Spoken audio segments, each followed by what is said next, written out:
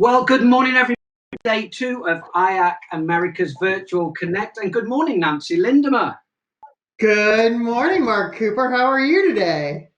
Do you know, I've never felt so good on day two of an IAC conference before. It's amazing. There's something in this virtual reality thing. Weird, huh? But yeah, what an incredible day yesterday, Nancy. And for all of you who managed to join us on Monday, we had four wonderful sessions, incredible panelists. They brought expertise, advice for us. It was really immense. Thank you as well to all the members. I just love those members from the heart videos. And we have got a ton more to share with everybody over the next 3 days. And of course, our production team, those you cannot see. Good morning, America. Keep your hands off them. They are IAC's property. But remember, all of you, you can still participate. Win $150 worth of Williams-Sonoma vouchers, which will be given away on Thursday in the IAC Great Break-Off. In fact, let's go a bit broader. Forget IAC Bake-Off. Let's make it the IAC Make-Off. So anything you have made during lockdown in the last 8 weeks, take a photo, post it on IAC social media channels or hashtag IAC Connect. We'll pick it up and you'll be in the draw for those vouchers. So, Nancy, tell me, what was your standout moment from yesterday? I loved Cindy's conversation. And, the things that resonated with me with her were humans need to be with humans. And that is our business. And I love that so much. I'm also definitely down with the aging down thing. I'm all in there. And I think we've got loads to think about as we incorporate health and wellness into our operations. Mark, let's see what everyone else out there in IAC land thought of the sessions yesterday. Please share with us in the attendee chat what you took away, what you loved about the presentations. What were your learning or aha moments? That's a great idea. Let's get that chat box really going today, Nancy. For me, it was the Meeting Room of the Future session with Mike and the awesome Gensler, Deloitte, and Benchmark Hospitality. And when they started talking about those micro meetings around the world and how IAC members are perfectly placed to come together, collaborate, and share meeting platforms over different cities, different countries, in fact. What an opportunity. We know the strength of us working together, not as competitors, but as partners. A great opportunity. I hope that we see some of that come to the fore. Absolutely. And I loved Tracy's session when she talked about how to incorporate asking and awareness into our operations. But I do have a question. What's this thing about avoiding alcohol? Oh my word, during that session as well, it raised the hairs on the back of my neck, and I haven't got that many these days. I know. I'm certainly not going to be ticking that box, but I had a great email last night from one of our members who had been taking part yesterday, and they said, brilliant effort today. Congratulations to all concerned. It's tricky to pivot into the virtual version, and I thought it worked really well. They went on to say, Cindy made me laugh out loud, and I haven't been doing much of that lately. So Cindy certainly hit the spot there, put a smile on all of our faces. Oh my gosh. Well, it sounds like we had a lot of good things happening yesterday. So what the heck? Should we do it again today? Do you want to go again? I'm ready to go Let's do again. it. So it's now my absolute pleasure to introduce two gentlemen to you from our America's Board of Directors. Andrew Hard, President of Vantage Venues in Toronto, and Creston Woods coming to us from Deloitte University, run by Benchmark in Dallas, Texas. Let's hear from Andrew and Creston. Let's hear what's going on with the Virtual Ambassadors Program and all them awesome people around the country that drive our regional communities in the Americas.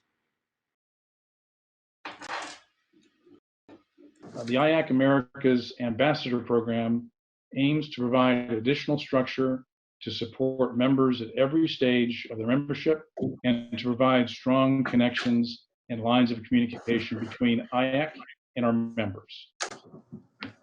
Ambassadors connect with members several ways: new member induction, regional member community building, such as regional roundtables, next generation development, and discovery of new members.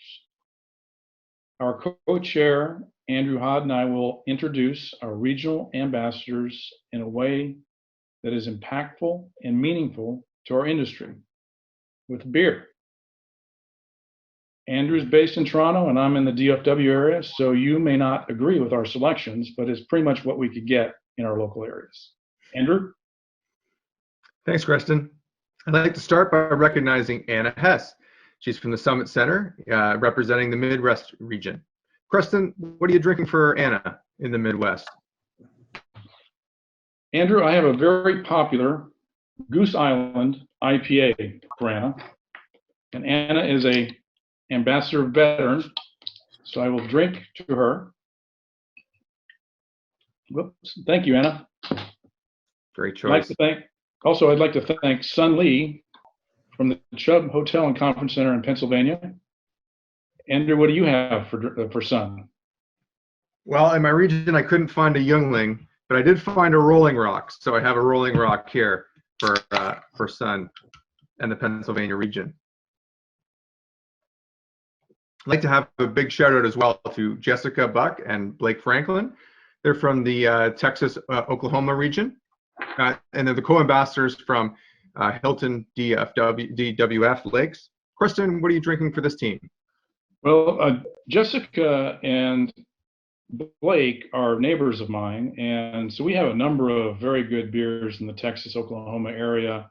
But one that stands out as a mainstay is Shiner Bock. Cheers. Shout out to Lena Merchant from the Ivy Spencer Center in London, Ontario, Canada. And what's your pleasure for Lena, Andrew? Well, this may not be the best beer in Canada. We are well known for lots of great beers, but it certainly is recognizable. So I did have to get a Molson Canadian for our Canadian region. Thank you so much, Lena. Jenny Klein from CNS Connects represents the Southeast. Preston, what do you have for Jenny?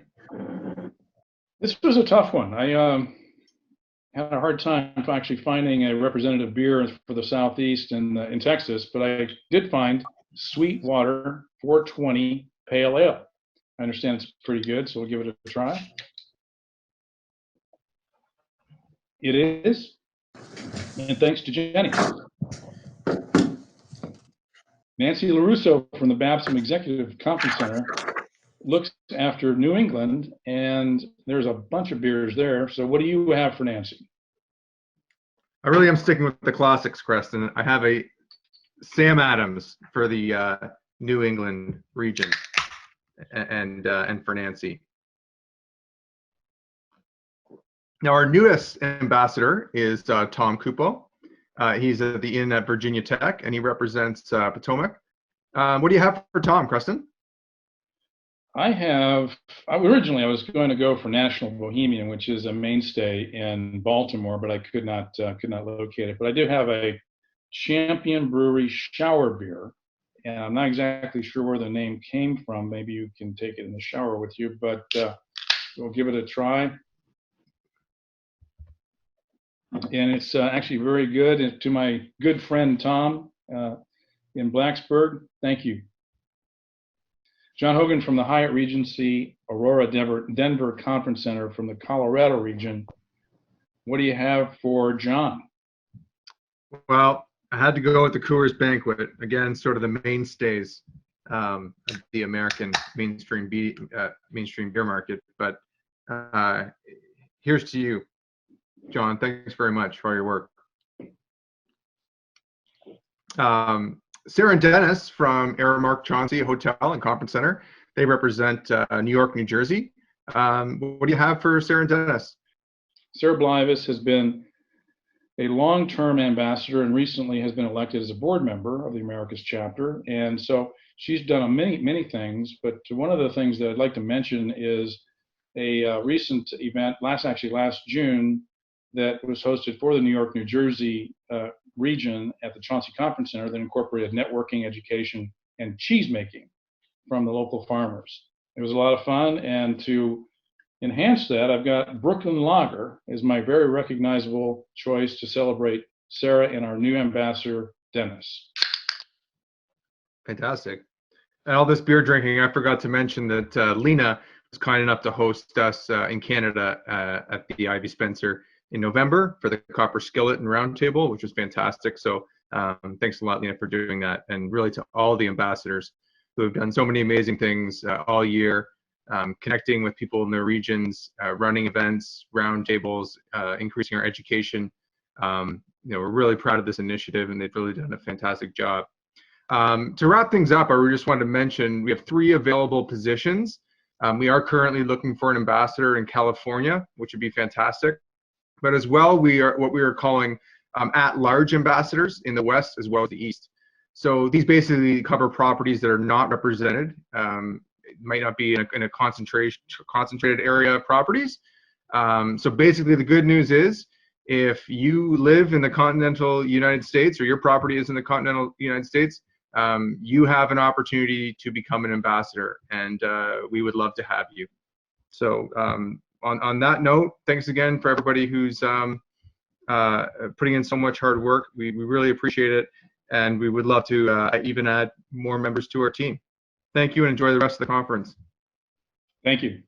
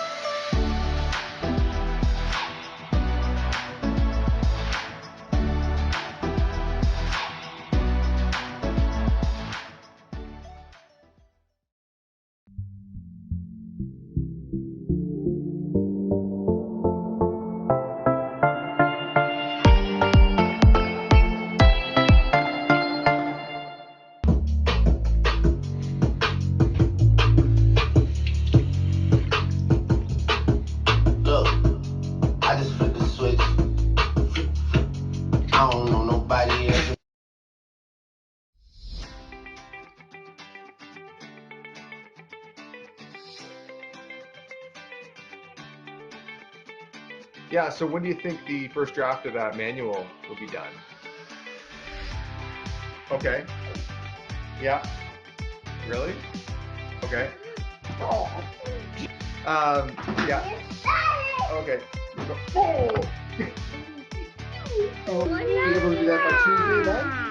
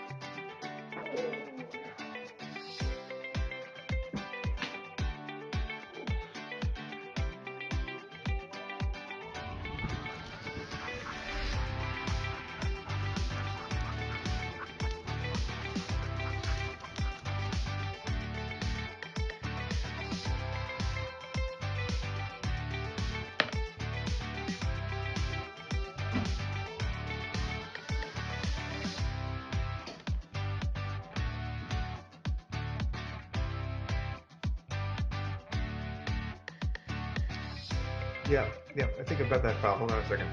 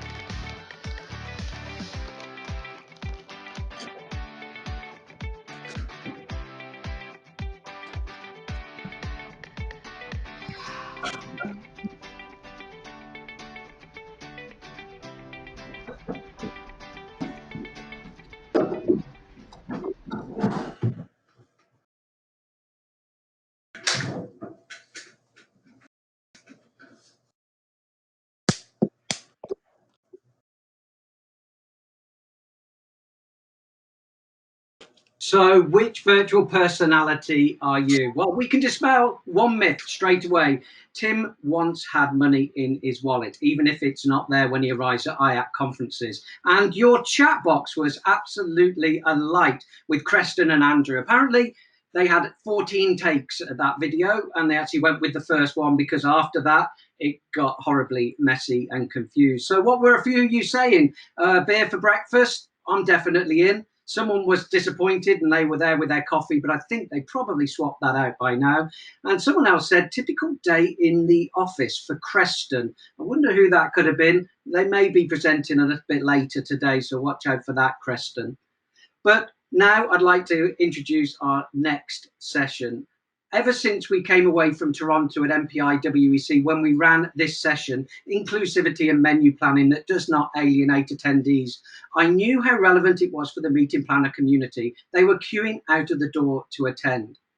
So we bring it here to Virtual Connect under the facilitation of Mike van der Viva and our friends who know absolutely everything when it comes to forward-thinking food and beverage. I welcome Mariella McIlrath from the Events Industry Council, Murray Hall from Executive Chef of BMO, Dolce Hotels and Resorts, Patrick Burwell, VP of Food and Beverage for Benchmark Hospitality, and our very own Brian Friedman, who knows everything about wine and how we're going to pair that and not alienate our attendees.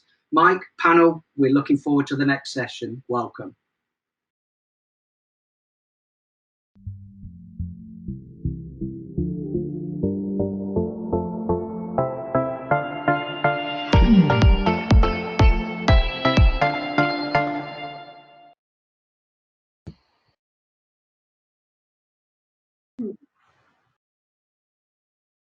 Well, and good morning to everybody. That was a fun session with the beers, and obviously we can immediately dispel the first question that was raised there, which is, why is it called shower beer? Well, because it is suitable for breakfast. Of course, you can have it under the shower. We're going to do a session that Mark already announced, which is the session about inclusivity and menu planning that doesn't alienate attendees. And as I'm doing my introductions, I'm sure my panel members will come on camera one by one. Ariella, Murray, Patrick, and Brian. Please join me here in this virtual room for this session. And here's Brian to start with. Hello, Brian. Good morning. Brian, representing the beverages part of this session, really looks the part with all those bottles behind him. Well done. Thank you. Whereas Murray, I don't think, is what is in the background behind you, is that edible? No, unfortunately, it's not edible. No, it's just a nice bowl. Yeah. Okay, so Brian's better placed. Absolutely. Yeah. Good morning, gentlemen, and we're hoping Mariella will be able to join us shortly as well. I'm here as well. I'm just having a little trouble with my video. That's half good, and let's hope you can solve it soon, because we obviously would like to have all of you at least virtually, with us right now. But in any case, you can hear us, and that is good. So I think we've had the formal introductions. Let's ask some questions to each of you, because Murray, I looked up, you come from Okanagan Valley in Canada, is that right? Yes, right in the Okanagan Valley in the middle of British Columbia. Right, where they have, I have been told, 7 vineyards and a wine festival. How do you explain that? Yeah, it's the Okanagan Valley is fantastic wine growing region. It's really expanded over the last few years, and it's a great area to get some really high end Canadian BC wine. It's fantastic. Unfortunately, Brian? I don't live here anymore. I'm in Toronto now, so my mother has to ship it to me. Right. I still. So can your has Murray's mum shipped any ever to you, Brian? No, but don't threaten me. We have too many bottles here as it is. Although I do love the Canadian wines. There's some spectacular things happening up there. Right. Ever tried anything from Okanagan Valley? I have. In fact, I have a box of samples that got stuck in customs that was shipped from Canada without the proper paperwork. So it's ostensibly in a warehouse in FedEx in Tennessee right now. Though if the workers at that FedEx office are smart, I hope they're enjoying it and they'll just send me some more with proper clearance. At least somebody has the pleasure of it. Right. Right. Good. Patrick, I have heard, were trained at the famous Cordon Bleu in Paris. Is that right? Yes. Now we, Yeah. we know the cordon bleu, of course, as a traditional dish from the French cuisine. But what is the most important thing they taught you there?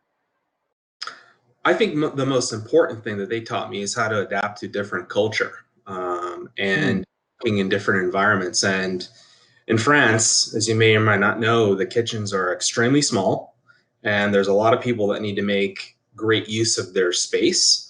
So cleanliness, organization, efficiency are primary elements to success there, Right. and it definitely translates into great teamwork and great camaraderie with the team. Okay. Thank you for sharing that with us. It seems that Mariella is still struggling with her camera, or at least her camera is struggling with the platform. Meanwhile, can I ask you a question, Mariella? Yes, please go ahead. Yes. The topic of today, I think it has a bearing on the work you do with regard to sustainability. And I think it's a good introduction to what we're going to do, which I'll explain in a second to all of our participants, to make that relationship as explicit as possible. Could you have a go at that? So do you mean how do you make your commitment to sustainability as explicit as possible? No, the connection between having inclusive menus and sustainability.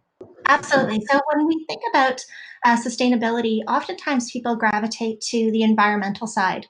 But really, when we think about sustainability, it is all encompassing and it includes the human element as well. And that includes creating environments that are welcoming by having menus that are inclusive for everyone. Great, thank you. Very concise and very precise. What we're going to do today is, as usual, I've challenged panelists. And this time I have challenged them with coming up with menus which are as inclusive as possible for all 3 of the normal meals that we serve in our conference venues and also at home, of course. And then Brian is there to accompany those menus with an appropriate choice of beverage. It's important for you to know that you can ask questions. We'll have an ample time slot for questions at the end of the session in the last 15 minutes or so. And there's another important thing. You can ask those questions by typing them up in the chat box using the question mark, which is at the top in the top bar of your screen. Then the other more important thing is I hope all of you have pen and paper ready, because I'd like you to make some notes as we go along, not only because I'm sure it helps you to memorize things better where you think they're relevant, but you will need your notes because at the end of the session, you, the audience, will decide which of the 4 presenters will win an award. And the award is for who has presented the menu or the beverages which best fit the bill of inclusivity. So be ready for that. You're going to get a poll at the end of this session that will allow you to choose a nice prize for one of the 4 presenters for today. And even though we don't see Mariella, she's still there and she competes. And in fact, she's the first one to start with 2 breakfast menus. Each presenter has 2 menus to present in about 4 minutes, followed by Brian, and we'll alternate in the order of the menus of the day, starting with breakfast. Mariella, what have you chosen as an inclusive menu for breakfast? Perfect, thank you. Well, I have 2 options that I'm going to be offering for breakfast. One is a sweet option and the other one is a savory one. The first one that I've done here will be the individual chia pudding parfaits with local seasonal fruit. And first, I think that everyone should start their day with pudding all the time. So let's just get that started. And what I liked about this one is, in terms of being inclusive, this one is free from all of the top allergens. So the chia seeds will provide both fiber and protein. And the local seasonal fruit is also really beneficial because it will reduce your travel miles. But more importantly, I find that when it comes to local fruit and produce, you're going to get better flavors, better quality typically by having it come from a local area.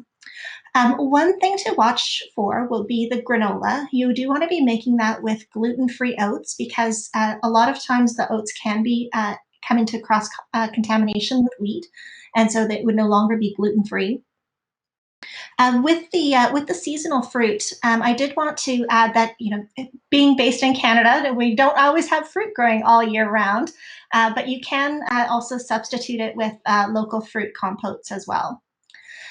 So a couple of other things that I wanted to point out with this is that I have had this presented with individual servings, and that will prevent cross contact of serving utensils.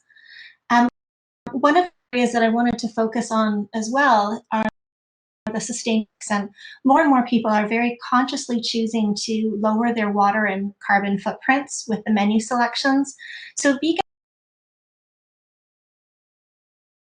areas. So that's why I wanted to go with a vegan option.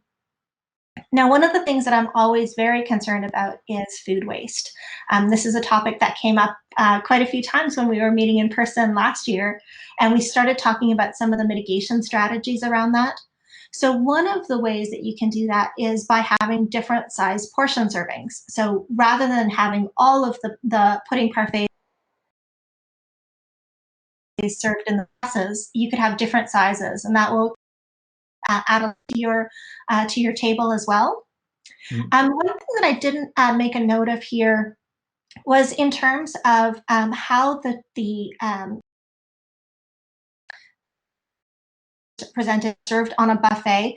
I think that we will probably see some adaptations to buffet settings moving forward.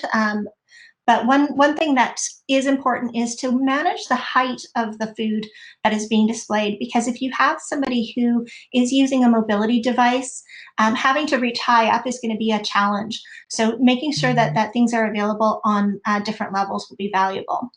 And then the second menu that I had on here is, if we can move to, yeah. So this one here is the savory option that I've gone with. And again, I've gone with a vegan option here.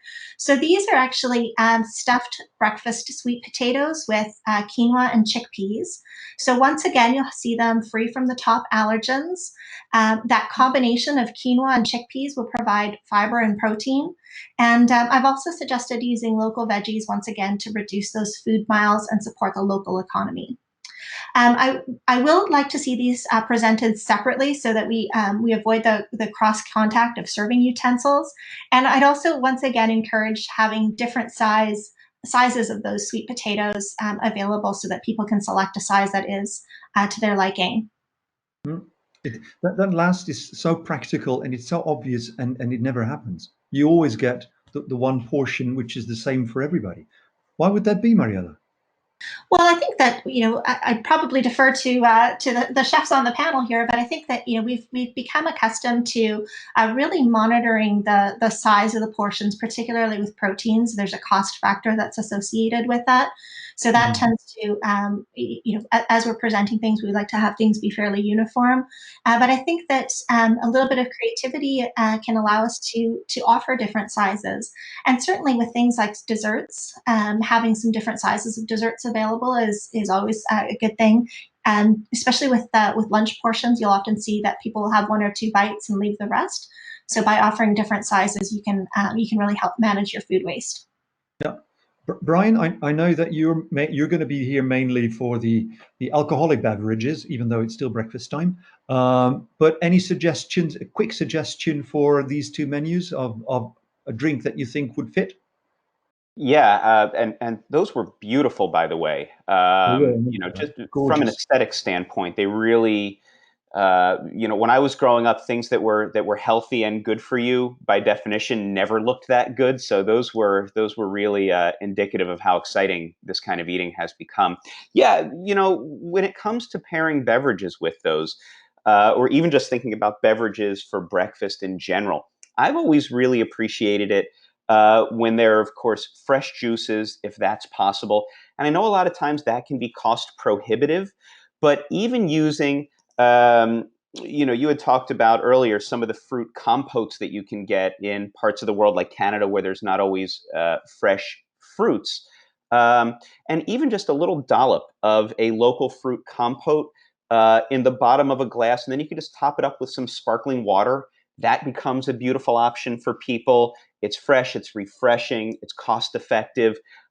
When it comes to coffee, I love the idea of everybody being highly caffeinated from first thing in the morning, but the science doesn't bear out that that's actually beneficial for having a productive day of meetings. So I think having maybe some options, I've really enjoyed going to buffets where you maybe have a darker roast and a lighter roast as an option. It's even very nice these days and easy and affordable to have some single serving espressos there. Something like an espresso is certainly inexpensive, and that's a great thing to have. And I've also, depending upon the season, even having an iced coffee bar is a really nice treat to jumpstart the day. And that you can really play around with some other flavors there, maybe having a little pot of sweetened condensed milk off to the side to sweeten it, maybe having some, like a little bit of a raspberry sort of dash to put in the bottom there. So there's lots of options. And I think that, especially with breakfast items like that, you can really have some fun playing around with providing people with some exciting beverages to pair with that. But I really love using sparkling water as a base for other with the food there as well. Okay, great. Thanks. So that concludes our breakfast combination. Let's move on to lunch. And up next is going to be Patrick, who's going to introduce us to 2 different lunch options. Patrick, take it away. Great. Thanks, Mike. Well, first of all, it's important to talk about, what we focus on at Benchmark, and that's wellness, and that's in all aspects of our guest experience. When it comes to food and beverage, we have a strong track record, of course, of working with our meeting planners, creating a customized approach to menus, talking about our diligence in sourcing from purveyors and partners in our local areas. Now in today's environment, that we're all hyper focused on wellness and immunity and well-being for our guests. The hand sanitizers and reducing social distancing, or increasing social distancing, I should say, but all the things that go into creating a great overall comprehensive experience for our attendees. So the menus that I developed that I'm going to share with you shortly really focus on, number one, sourcing of the experience and bringing the best of the best great ingredients to the plate, but also many of the components that I've outlined in the menus, rich in antioxidants, they build immunity, invest back into the body. There's going to be some components here that I'll walk through that may be unfamiliar to some of you. But part of what we do in food and beverage is, of course, work with our guests and help educate them and help elevate the experience again for meetings. So I'll start off with the first menu that's in front of you is a plated menu. I'll highlight a few of the components here. Turmeric lemonade. So turmeric, very, very strong anti-inflammatory. There's even studies that show that it improves depression as well as arthritis. So a nice spin on a classic beverage there. Root vegetable summer roll, spicy garlic peanut sauce. You can't get better than garlic for your body. Artichoke and olive buckwheat pasta. Buckwheat has been known to really improve heart health as well as blood sugar. Fair trade dark chocolate bark, goji berries, blanched almonds, lemon zest. First part of this, fair trade. Fair trade is a very important thing. We look at it that with chocolate, we look at it with coffee and some other elements. Tea is another example, but it's all about responsible, ethically sourced product and ensuring that we're supporting through our procurement efforts what other countries are doing in terms of growing, producing those products. So we're doing our part by buying fair trade. Back to sustainability goals, which is sort of implicitly what Mariella was referring to in the introduction, right? Absolutely, absolutely. And then dark chocolate. Dark chocolate has 4 times as more fiber than milk chocolate. It also has a much less sugar content and less calories. So if you're a chocolate fanatic, the way to go is the dark option. Right. Shall we move on to the second menu, Patrick? Yes. So buffets, I think it's important to note too that, in our new environment here, buffets are not what we all expect. A couple takeaways for me on this: buffets are going to be more satellite or engagement pods, if you will, versus a long station where people gather and serve themselves. It's going to be more of a microplated residential style versus large volume. There's going to be, of course, a heightened focus on sanitation and making sure that there's uber cleanliness at each of those stations. Things of breath barriers and all those other PPE devices will be prevalent, but the idea is to still create a great experience for the mass gatherings, but do it in a smart way. But again, I think the buffets are long gone, and we need to evolve, and that's something we're all going to look at as operators. So you got the menu here in front of you: black bean soup, chili lime, sweet potato chips, edamame guac. The highlight here of this dish is black beans. Great for bone structure and strength. Great vitamin source. Beyond sausage and escarole tartine. This is a take on a flatbread, if you will. Beyond is a brand like Impossible, 100% plant-based, quote unquote, protein. Very, very much in the media these days. There's a sausage, there's a burger, they're working on a bacon. It's great quality. Most properties have this on board right now, but it's a great talking point and a great alternative for guests that don't want traditional protein. Ancient grains, miso, sesame glaze, sweet potato, charred onion, portobello, avocado. Ancient grains, fantastic fiber, healthy fats, reduction in heart disease, diabetes. Hemp, it is a species of the cannabis plant, so no worries there. It's very only minimal traces of THC, so we don't have to worry about that. But you're going to see hemp show up in a lot of products and a lot of preparations. So there is tremendous, and that's legal. I'm sorry, that's legal everywhere. The hemp, yes, the hemp it is. Yeah. Okay. Yes, just but to make sure.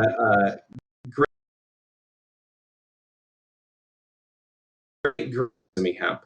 Next is line caught Ora King salmon, baby kale salad, agave pomegranate vinaigrette. So highlighting line caught, again, sustainability efforts here, proper sourcing. Do not support mass net fisheries. We do not support consumption of endangered species. We want to preserve our oceans and make sure that there's enough bounty for future generations. So we do support fisheries that have line caught methodology and practices.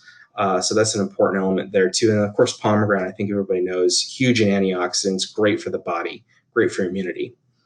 Organic chicken, roasted cane beets, cilantro, pumpkin seed, pesto. Highlight here again, organic.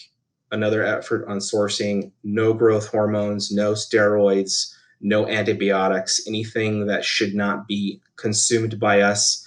A real holistic approach to raising the animal.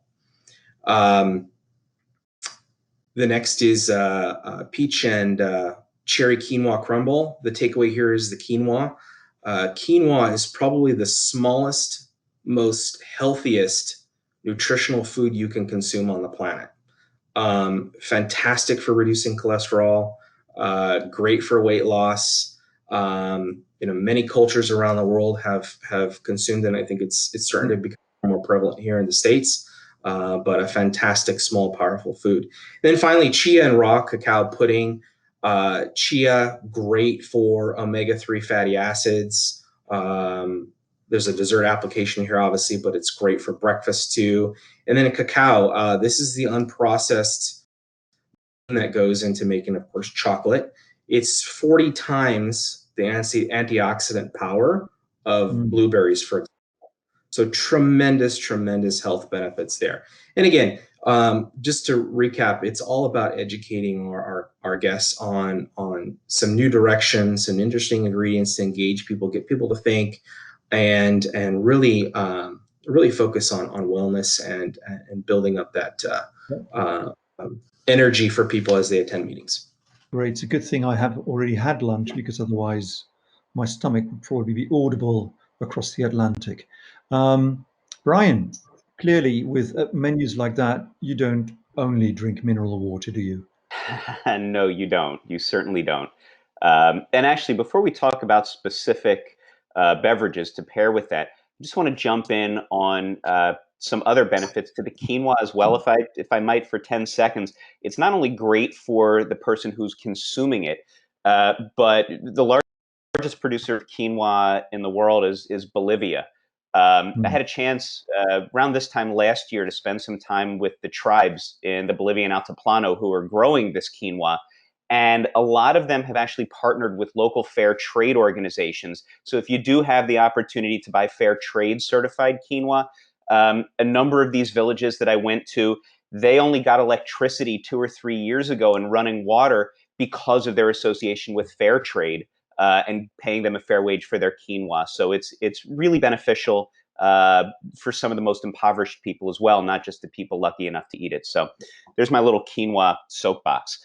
But in terms of beverages, yes. In terms of talking about inclusivity when it comes to beverages, we're talking not just about the pairing and the flavor profile themselves, but cultural considerations, religious, dietary, and I think a lot of times we tend to forget those things. And it could be something as simple as offering water that's maybe freezing cold ice water for your American guests, and something a little bit more on the cool end of the spectrum without any ice for your European guests. Proper glassware for your beverages. Is that cool, not iced water there, Mike? It's cool. It's not iced. I do the same thing. I can't stand ice. It numbs my tongue for tasting for work afterwards, except in a cocktail. Very important. In terms of pairing for those specific menus. So look, can we go? I have my list here. Can we go back to that first menu slide so we can actually talk about why some of these pairings make sense? Great, thank you. So look, when we're talking about pairing, and I've talked about this before, when we're talking about pairing a beverage with food, we're not just talking about flavor and aroma. We also need to consider texture. The example I like to use is if you have a big bowl of fettuccine Alfredo, you probably don't want a big oaky, creamy, buttery Chardonnay because texturally they're way too similar to one another. So, we have here the root vegetables, summer rolls, the spicy garlic peanut sauce. For something like that, certainly I'm going to be playing up flavor more than anything. So for that, I love dry Riesling from Austria or Australia. I love Albarino from Spain, crisp white wine from Northern Italy. These are wines that are going to be able to stand up to some of those more aromatic components, perhaps any spice heat. They'll work brilliantly alongside any fresh herbs there, but also with that peanut there, right? Which can tend to get a little bit thicker or more viscous on the palate as you chew it. These high acid wines will cut through it, and they will allow your guests to not just pair the beverage and the food well, but it'll also allow them to eat more because they're not having their palate weighed down by that overly starchy, uh, viscous texture on their tongue. For the second lunch, and also, by the way, a good wit beer, I think, can be a fantastic option for this. It's incredibly versatile. It works brilliantly with vegan dishes, with raw foods. A great fresh salad is great with a wit beer. And also, I know we're living in a world of high octane, high alcohol IPAs, which are wonderful. But a slightly lower alcohol, more sessionable wit beer can be something that's really a nice option. You can offer a beer like that with lunch, and people will still be completely functional for their afternoon sessions. If we can go back now to the slide for lunch number 2, if you Yeah. don't mind. And the Whitby, do you intend the German or the Belgian version? Whatever's there, I'll drink it. Quite honestly, the Belgian ones do tend to have a little bit more oomph to them. But, as a consequence, you're also sometimes getting a little bit more richness. The truth is, though, I've found that if you are offering alcoholic beverages at lunch, people do tend to self-police. And a wit beer does pack so much flavor that a nice, small, almost like a stylized orange juice tumbler that you'd find at breakfast can be a really lovely option, saying, look, you can have this beer. You don't have to fill up an entire pint glass or whatever it might be. And it really is about the flavor and about that sort of thing. And also, to be honest, a lot of local breweries have become integral parts of their community's sustainability efforts. A lot of them are using some of the leftover hops, some of the leftover grains that they're using for their mash. They're selling it to local farmers as fertilizers. So there's Right. really a lot that's beneficial there as well. In Yeah. terms of Brian, menu number 2, yes, sir. in the interest of time, could you make the second wine choice a bit shorter? Sorry, I'm paid by the word. I just ramble. I apologize. Okay, menu number 2. We're talking here black bean soup, chili lime, potato chips. We want things, again, that are not going to be too heavy. So rather than having something like a rich Cabernet or Merlot, something that's a little bit lighter that can also be served slightly chilled, like a great Beaujolais Village, like a Mm. Pinot Nero from Italy. Even a bright, dry rosé will work with all those flavors and textures. It's easy to find sustainably farmed ones, local ones, and I think those are fantastic options. How was that? Thanks for obliging. Murray, can we move on to you for dinner? Absolutely. Thank you very much, Mike. The two dinner choices for the plated options I went for this event was the first choice here is an inclusive dining menu I put together. And this was the first time I've ever done this. This was an entire vegan, dairy-free, gluten-free menu that we served to over 200 people. Now, this menu was put together. The group was specific. They had a lot of dietary needs for it. But when we put the group together, we did have meat eaters in the group. But it was the first time that I've ever done this in my career where I had almost no special meals outside of this. And actually, just on the backside of things, I actually had cooked a few chicken breasts just in case someone really didn't want the herb tofu and cauliflower steak. So it was very funny to have chicken as the option now versus having the vegetarian as the option. So, but really focusing on a completely inclusive menu, it went off without a hitch. It was a fantastic menu, and we got some really great feedback from the customers as well. But looking at the menu on the high level, there's quinoa there again. What Brian referred to, a great alternative protein. Looking at inclusive dining and looking at vegans, and vegetarians, where they are looking for and demanding a protein component, and a tasty protein component at that. We have to give them a variety. We have to give them some choice, and also really step out of our comfort zone as chefs and look at what we can do to enhance tofu. How can we make that taste better? Herb cauliflowers, roasted cauliflower steak. How can we make that taste better? Really infusing the flavors. With the cauliflower steak, we did a coconut salsa verde with a fire roasted tomato coulis. Again, completely vegan, but some great punch of flavor, some really good things to tie in that cauliflower steak together. Dessert, I find, is also a very key component. If I can get a vegan, gluten-free dessert, this was a blueberry peach crumble at a fruit coulis. We had some seasonal berries that was with it. We had which is the fava mousse, is the juice from chickpeas. They're canned chickpeas.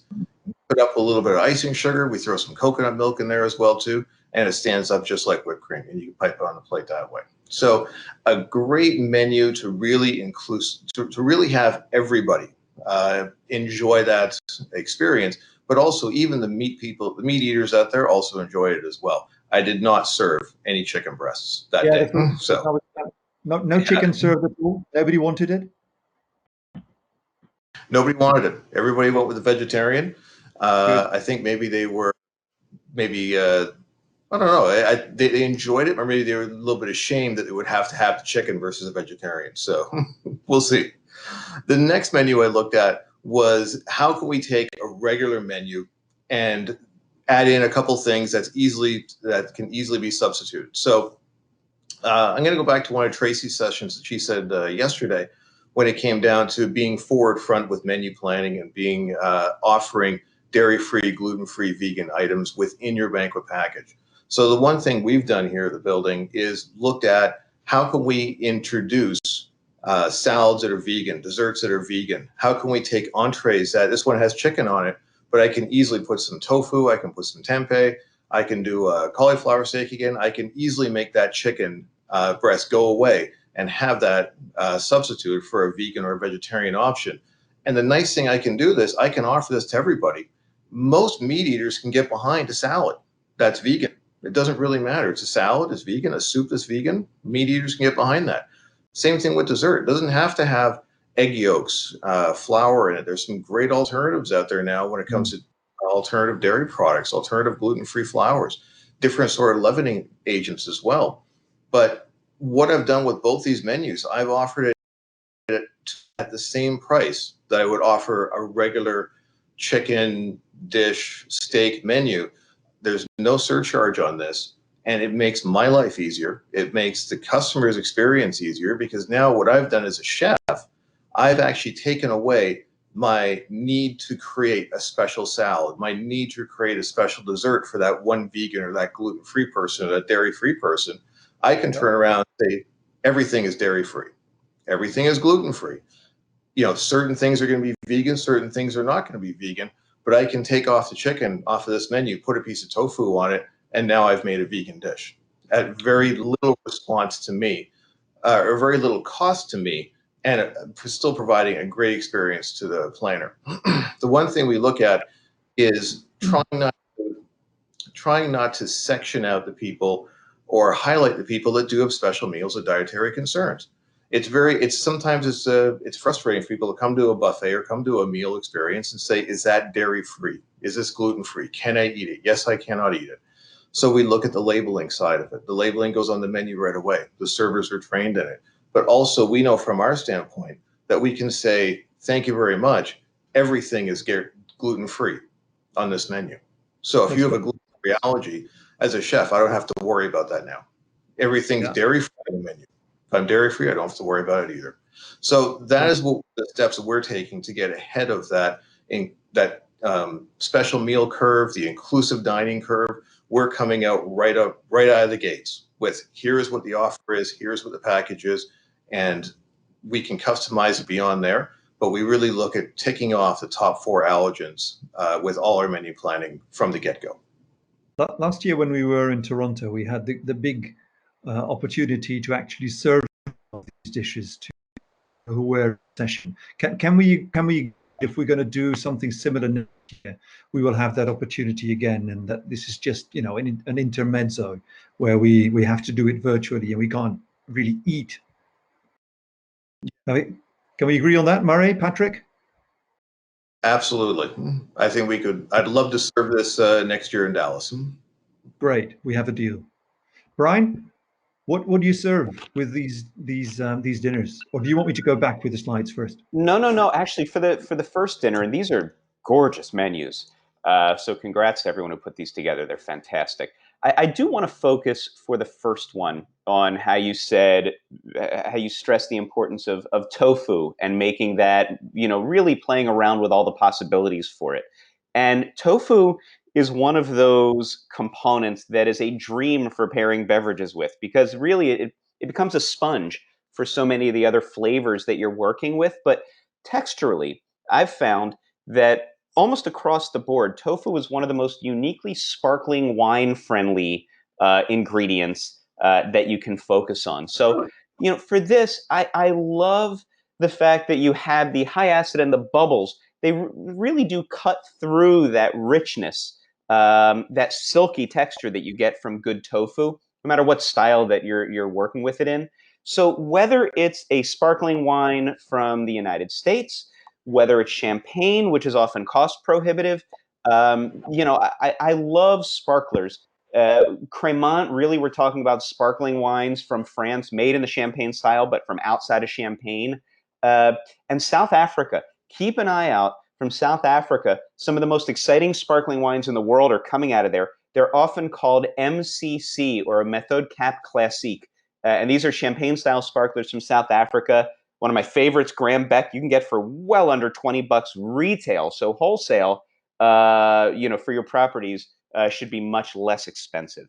For the second menu, this to me screams out wheat beer, screams out white wine, and I have found that people are much more open to menus that are focusing, you know, more on white wine as opposed to being forced to offer the quintessential. Here's your cab option. Here's your Chardonnay option. And as people are really open to drinking a wider range and variety of wine styles, something like this is really an opportunity to play around with the whites that you could offer. So Spanish Verdejo, at retail, you can spend $12 on a bottle, $13. So wholesale for your properties, you're talking $8 or $9 a bottle, very affordable. And it's a chance to really showcase a wine that maybe a lot of your guests haven't seen before. Wheat beer, again, incredibly versatile.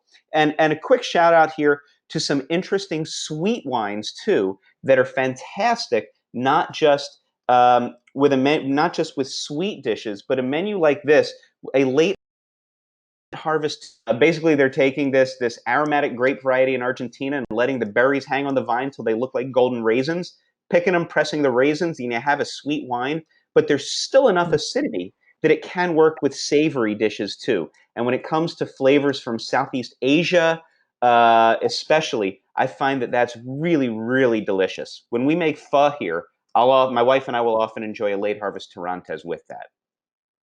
Sounds like a very good idea. Excellent.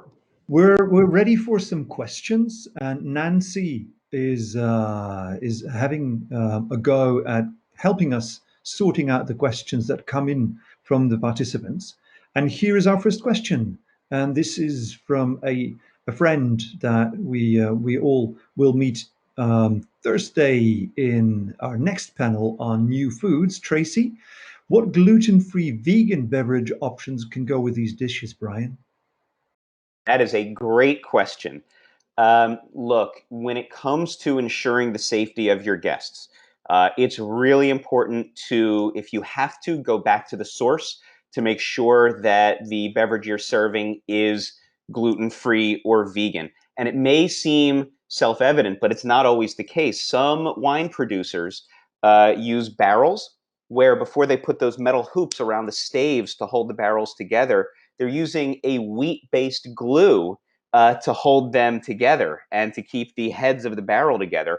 And if you have someone with serious celiac disease or a real issue with gluten, that could be a problem. But there are plenty who are not making wine that way. When it comes to spirits, for example, One of my favorite vodkas now is called Fair Vodka. It was the folks I was in Bolivia with, and they're making most of that vodka out of quinoa. And the rest of it is actually certified gluten-free because they're using gluten-free other ingredients in there. So make sure you do check. It's possible to find some great ones, but you can't be too sure. There are even some wines that are fined to get rid of those large proteins with animal byproducts or egg whites. So make sure you check, but there's plenty of options. Great, thank you. We have a question from Susan Liston. Thank you, Susan, for your question.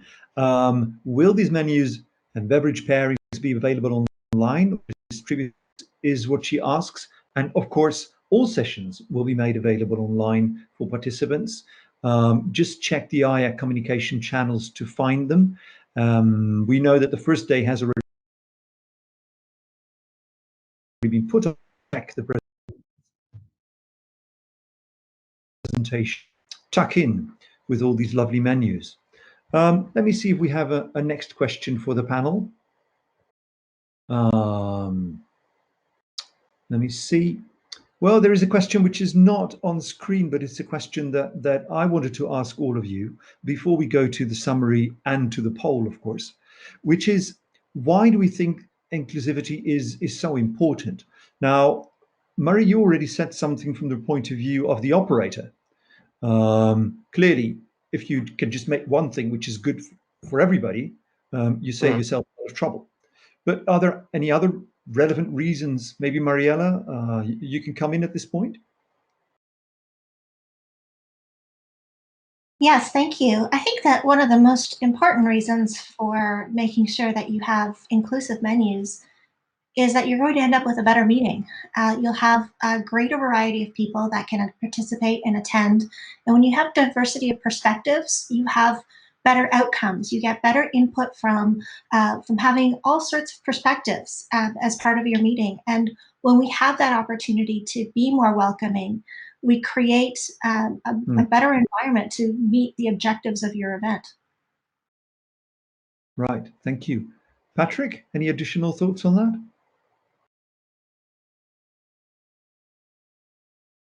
I agree with Mariella. I think in addition to this, you know, part of our role here too is to absorb the goals and the initiatives of the meeting planner and understand what are the certain nuances that that are important to them for a successful meeting. And it's all about making the meeting planner and the attendees and the stakeholders of that meeting successful. A huge part of that is food and beverage, and curating special menus, going above and beyond inclusivity, but curating something customized and bespoke to that group is uber important. And guests, they want to talk to the chef. They want to be educated and understand where our products are coming from. But again, we have the task of developing menus and food and beverage experiences that make the most of the meeting, but also can ensure that a large percentage of the meeting attendees can participate and consume. So that's a task for us, and I think with some of the ingredients that were all presented today and the preparations, I think that's very possible. Okay, thank you. Now, we've heard in this session a large number of criteria, and this is such a long list that we're going to show that you will need to have a second look at this presentation at your leisure. But all of these that are mentioned in this slide have been, in the course of our discussion of the menus, been mentioned by our chefs or by Mariella or by Brian. Buy local, leverage global trends such as the use of quinoa, choose healthier oils. Grains could be the new norm. Go good fat, not necessarily low fat. Serve less red meat, less sugar, less salt, fewer potatoes. Reduce portion sizes and vary them. Celebrate variety, and just in general, just try something new for a change. That already is a good piece of advice. Furthermore, what does it taste like? Is it delicious? What can you do indeed with tofu in order to make it taste better? healthy and brain friendly, vital, of course, particularly after lunch. We've heard a lot about sustainable sourcing and the necessity to be free from the common allergens, the four that have been mentioned repeatedly. Food waste mitigation strategies, such as variable portion sizes. Does it expose attendees to greater biodiversity of ingredients, especially very applicable to the ancient grains? And is the offering appropriate for the specific group, as Brian specifically mentioned? So this is the summary. And now, ladies and gentlemen, I'd like you to vote for these four options. Which of these four, and meanwhile, Mehdi, you can start bringing up the poll. Which of these four options is the one that you think is the best incarnation of the idea of inclusivity?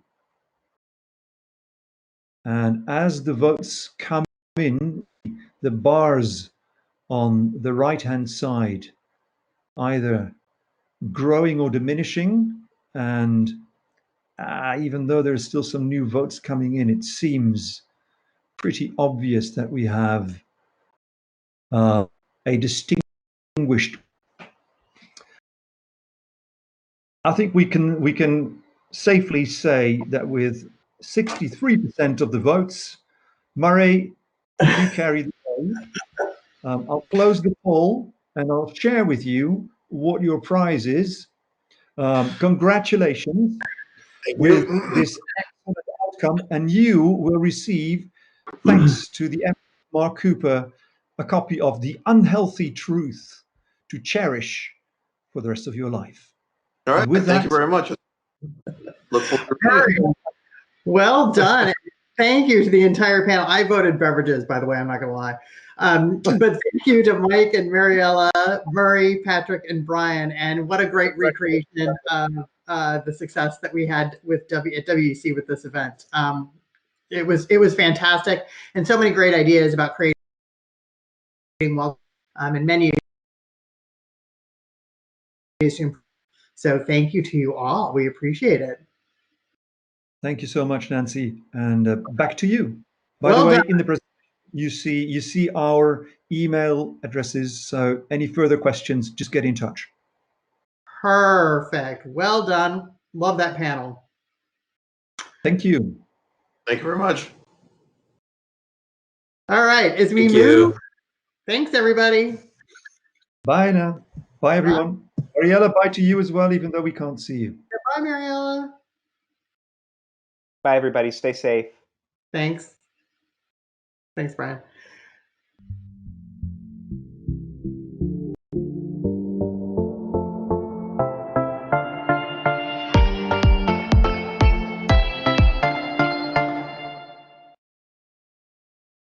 Well, that was awesome, and great ideas on how we navigate to serve our guests in the future as well. Like I said, who doesn't love a beverage pairing? Up next on our agenda, I have the extreme pleasure of introducing Craig Earl. And Craig is at Vantage Venues by day, but he is also the chair of our planning committee. And let me tell you, they were up against some challenges this year and a lot of maneuvering, a lot of pivoting, and it's been an interesting ride. Special thank you to him and his trusty sidekicks, Jason McEachin at the Aspen Institute and Daniel Briones at the Fittler Club. The three of them and their entire planning committee have been the rock that got us here today, and here we are. So let's say a huge thank you and welcome Craig. Hello to all my fellow IAC members who are watching from around the world. My name is Craig, and I'm the Director of Operations at Vantage Venues in Toronto. Not only did we have the honor of hosting last year's IAC Connect, but I also have the additional honor of acting as the committee chair for this year's 2020 ICPC team. It truly has been a privilege to have the opportunity to work with some of the very best minds and some of the very best talents in our industry. This hardworking ICPC team came together to plan what may have been our best conference yet in Dallas, Texas. But COVID has robbed us of that opportunity, and it's robbed us of a lot of things. But it hasn't broken our spirits, and it has not stopped us from thinking positively. And here are just a few positive thoughts that I have. One, we got a do-over.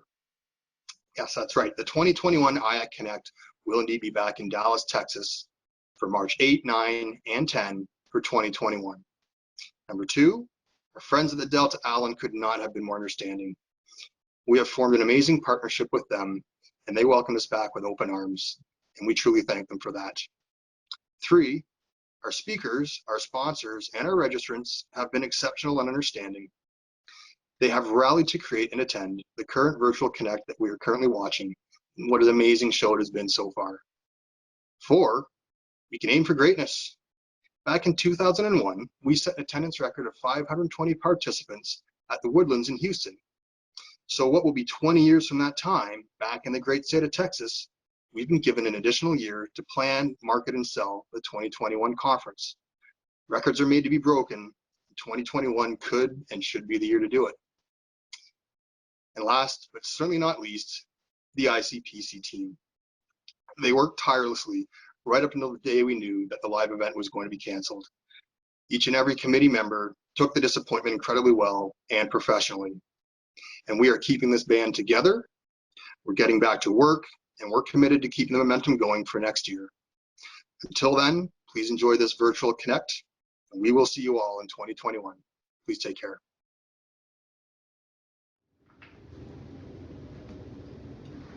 Hi, I'm Lena Merchant, otherwise known as the Queen of Quarantine. Myself and the Food and Beverage Committee, alongside a very talented team at the Delta in Dallas, we were going to put on an event that was going to blow you away. However, unfortunately, we will have to wait till next year to do this in person. So I thought that I would show you a sneak preview on what one of our events was going to be like, our Denim and Diamond event, and I thought I'd just do a little dinner party and invite some of my essential friends. First, I want to introduce to you Mrs. TP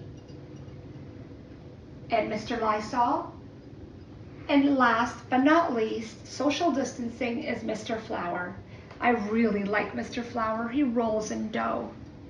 But all joking aside, I really would rather have dinner with all of you and networking and really having a great time. But we will do it again, and we'll do it better than ever next year.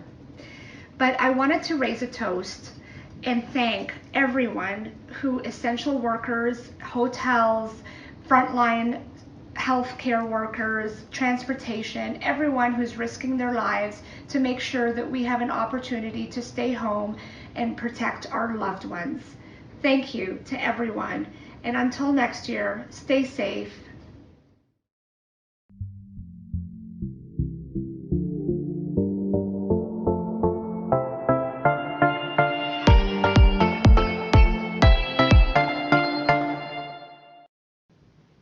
Hello everyone. My name is Rosa Malave, Principal Lecturer from the College of Merchandising and Hospitality Management at the University of North Texas. It is my pleasure to be part of this incredible organization. IACC is a global event planning organization for the community. For this reason, we will be participating in the virtual Summit Festival of Learning and Rebuilding.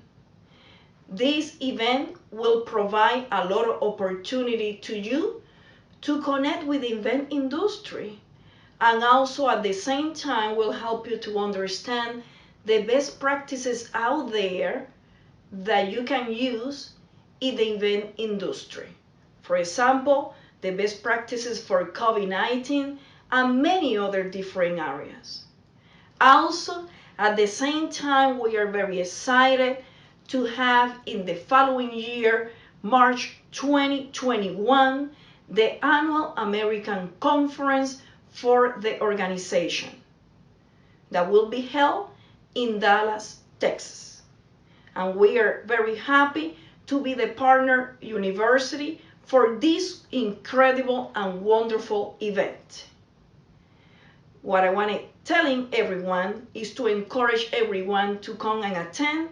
This is the best way to network and expand your networking list, which is very important in event planning.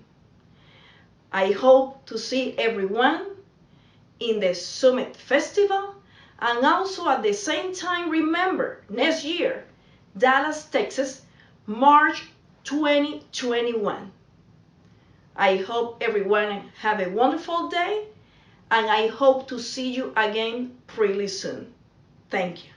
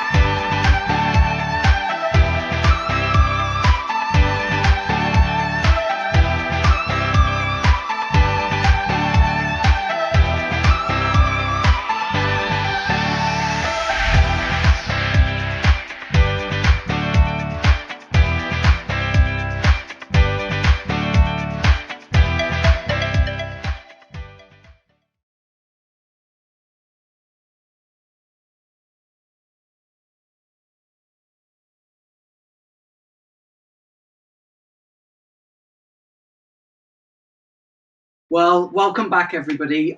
There's so much I have to share from those last sessions, but what incredible talent and knowledge that we saw in that food and beverage panel. It was just immense. I could sit there for hours, and certainly to pull out one question that was there, will you be sharing the menus that Murray, Patrick, Mariella and Brian put together? Yes, we will pull those out of the video, which will go live on YouTube tonight.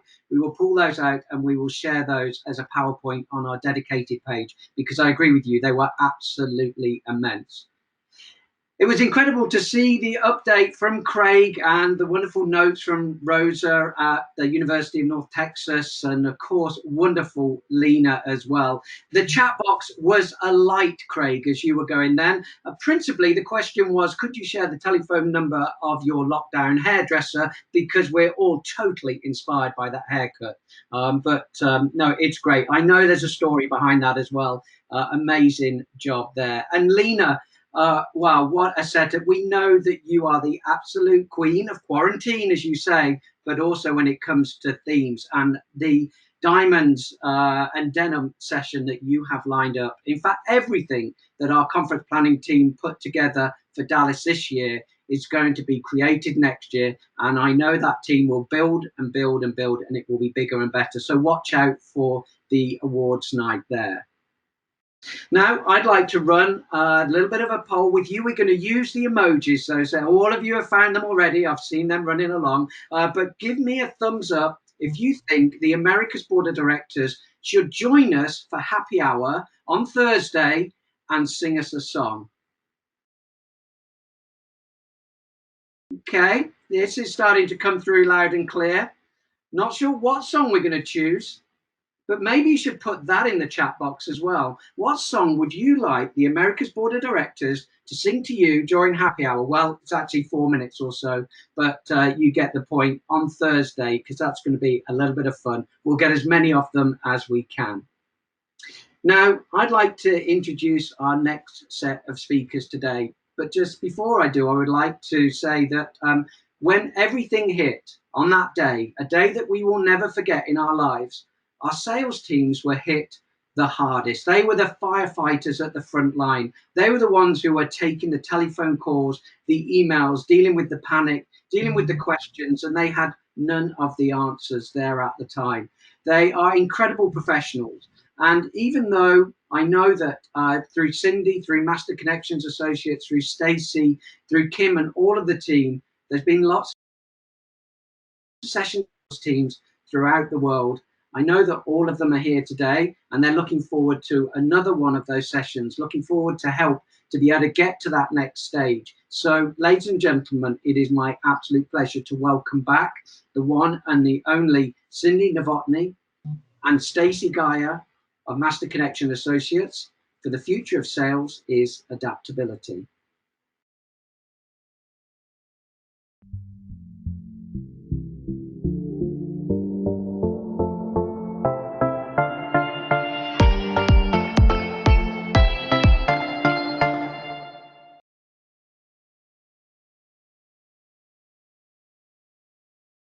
So, hello, everyone. Good morning, good afternoon, good evening.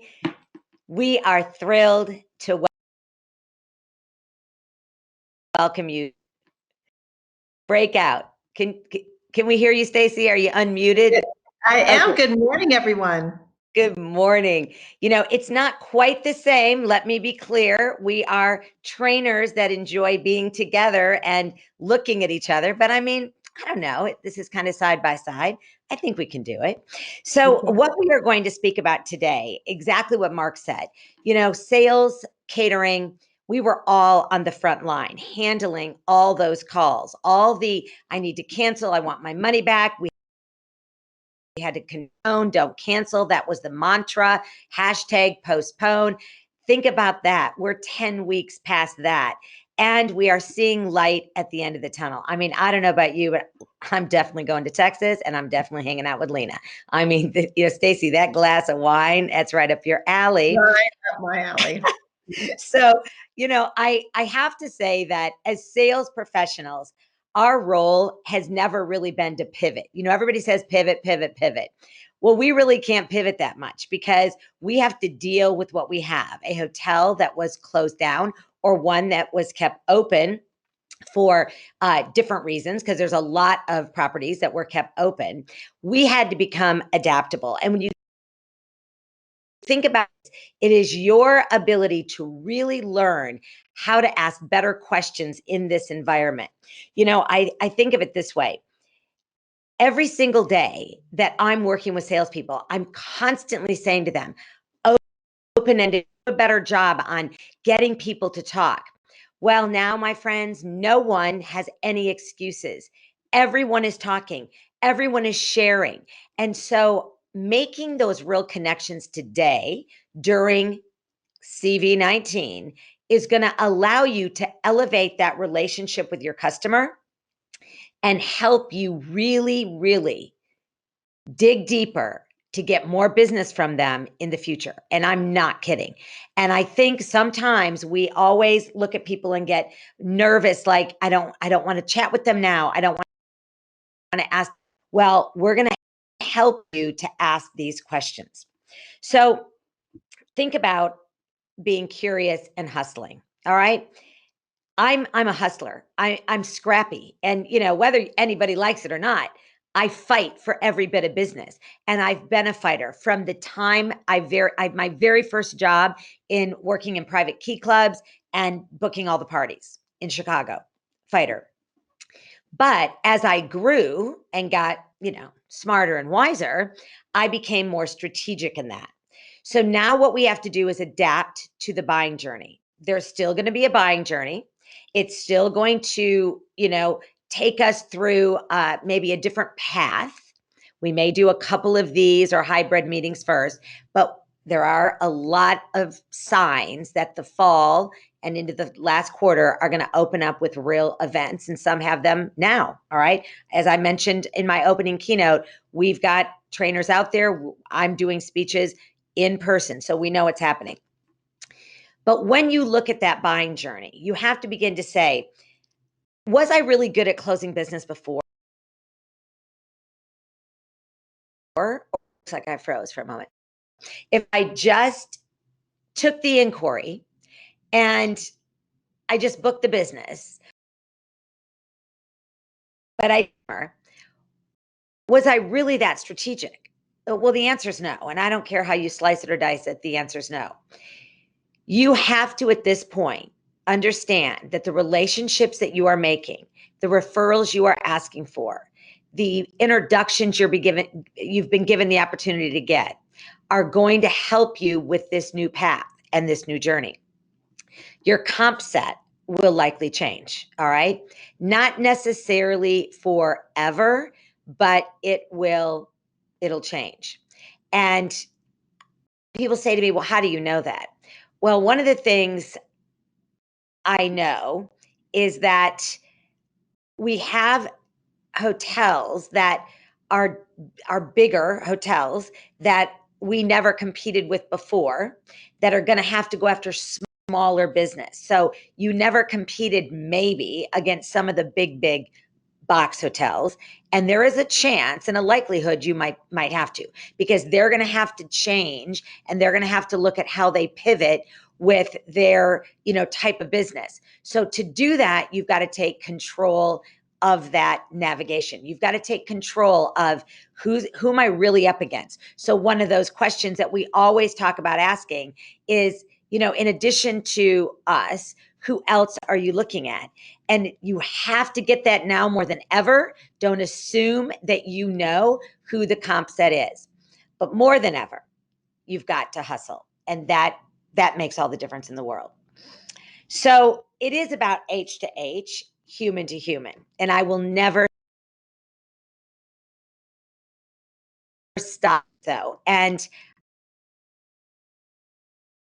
think, I don't need the basics. More than ever, we know exactly what the customer is looking for. Communication is really a very basic human experience, and how we talk to one another, how we engage. It is about listening. It's about understanding.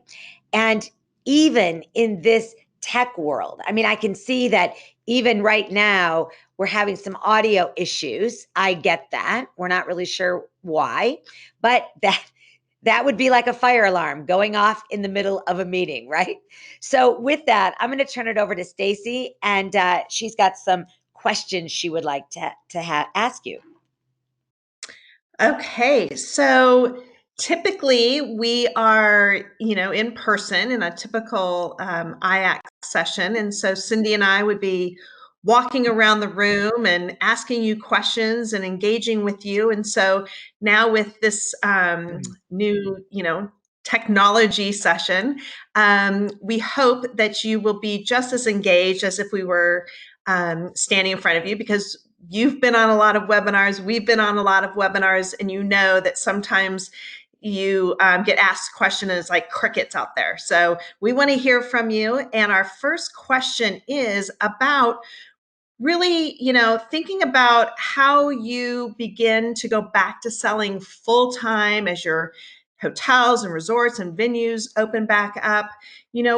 How are you really preparing? Have you created those strategic sales plans for each of your top accounts? So if I think we could have the question pop up. I'm going to ask. Yeah, we just need that polling question up. Is it up? I don't see it. What's that polling question? There we go. It is. No, that's not us. That's not, but that's cute. That was cute, but that's not us. I do sing, so I know I'm not on the board of directors, but just let me know what songs you want me to sing in between. So we could maybe come back to the polling question. So why don't you just go on to that next question or the next slide, Cindy, and then we'll ask the question. Okay, that's what I'll do. All right. So this is where we know our business is changed. And we also need to know that sales is more important than ever. We've got to help the clients pave the way. And I think that this commitment to bringing people back together really has to be embraced. And, the whole idea is that if we are not really communicating well, then I think that's going to be an issue. And so when you look at the journey and you look at the path, it is really important that we focus on how are we going to continue to get, our customers engaged with us. And I think that's really, really critical. Now, I do believe that maybe the polls didn't get in or something. So we could create them. I mean, I don't know. Stacy, why don't you ask the question? And then what we could do, everyone, you could Tim can try to quickly create them because, we're very impromptu, or we could have people answer in the chat box too. So let's go ahead. What was the first poll question? And then we won't worry about. Yeah. The first poll question was, as you prepare to go back full time, full speed ahead, is have you created those strategic sales plans for your top accounts? How are you going to, engage? What business are you going to go after? How is it going to maybe look different? So it's, a yes or no. Yes, I have, started my strategic sales plans. No, I haven't. Or maybe it's that I don't know really how to approach my accounts strategically. So go ahead and just take a second to answer that question. Unless Tim is rapidly typing a poll.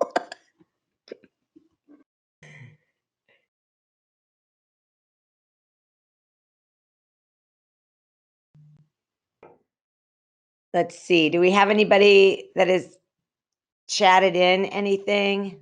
Looking right now. Nope. No.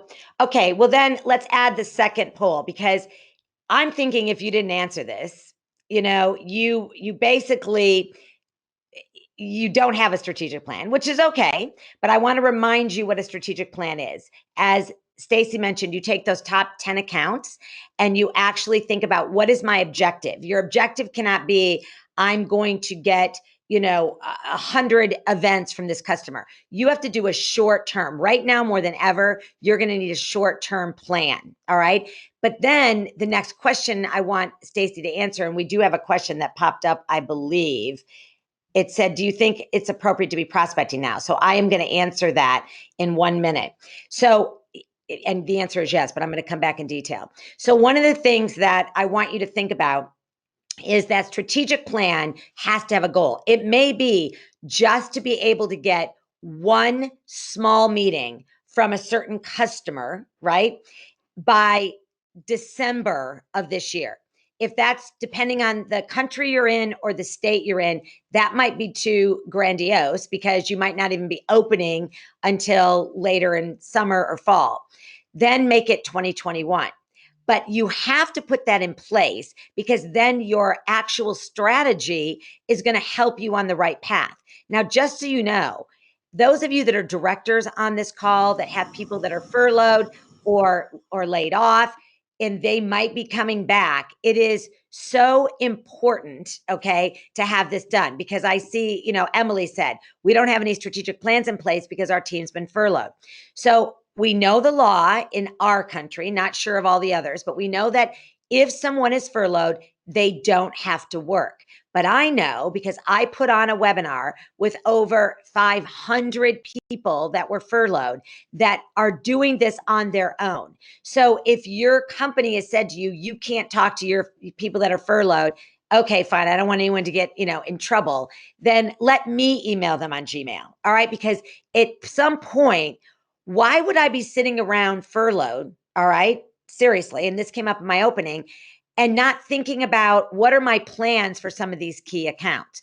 So another person chatted, we do have strategic plans for all of our key accounts. And I think that's fabulous. So I would just, if you're the leader, then list all those key accounts, and then let's talk about that communication method. So go back to that second question that Stacy just asked them, and they can chat it in or ask a question. And I won't forget the prospecting question. Go ahead on communication. Yes. So our second question is when you are having that first point of contact, that engagement with the prospect, what is your method of communication? So is it an email or is it a phone call? So just take us a minute and there's our question right there. So go ahead and. Wow. This is why IACC, the International Association of Conference Centers, they're brilliant. Okay, go.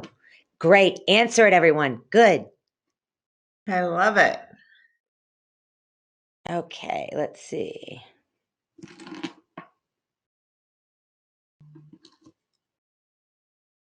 Wow, good. But, yeah. Okay. Okay. So it looks like we're at about 58% are using email as your method of communication, and 41 now we're email, 40% phone call as your first point of contact and engagement. Yeah. Okay, perfect. So we can move from that. Things. One is I received a chat that said, I rely on the method that the customer reached out to me on. Totally agree. We always do that first. Very important. So we're talking now a little proactively. All right. So if customers email us, and we're going to get into that, we'll show you how we email back. If a customer texts me, I'm going to text them back. All right. So I agree with that. Now to the question of is it appropriate to prospect now? Yes, it is, but it is a different type of prospecting. It is not about just cold calling and, calling people you don't know that well. It is really about making sure that we are doing a better job at connecting with existing customers and building that relationship from business. So in any of our sessions, and many of you've been in those over the years, we talk about new from new, we talk about new from old, and we talk about new from existing first. And then any customers that we haven't worked with in a while, absolutely appropriate, checking in on them. You don't have to ask about a piece of business at that point. All of these touch points are really very important. So now, with that in mind, we are focusing on the customer first and foremost. We always have focused on the customer. And Stacy, just remind me, just go like this one, because the slides aren't numbered for myself. So just stop me for the next question. So when you're focusing on the customer, you have to remember there is always a customer behind a customer. And I think we forget this. Yesterday, in addition to being on with you, I was on with a big MPI chapter, and I kept saying to them, to the meeting planners, the corporate meeting planners, remember everyone,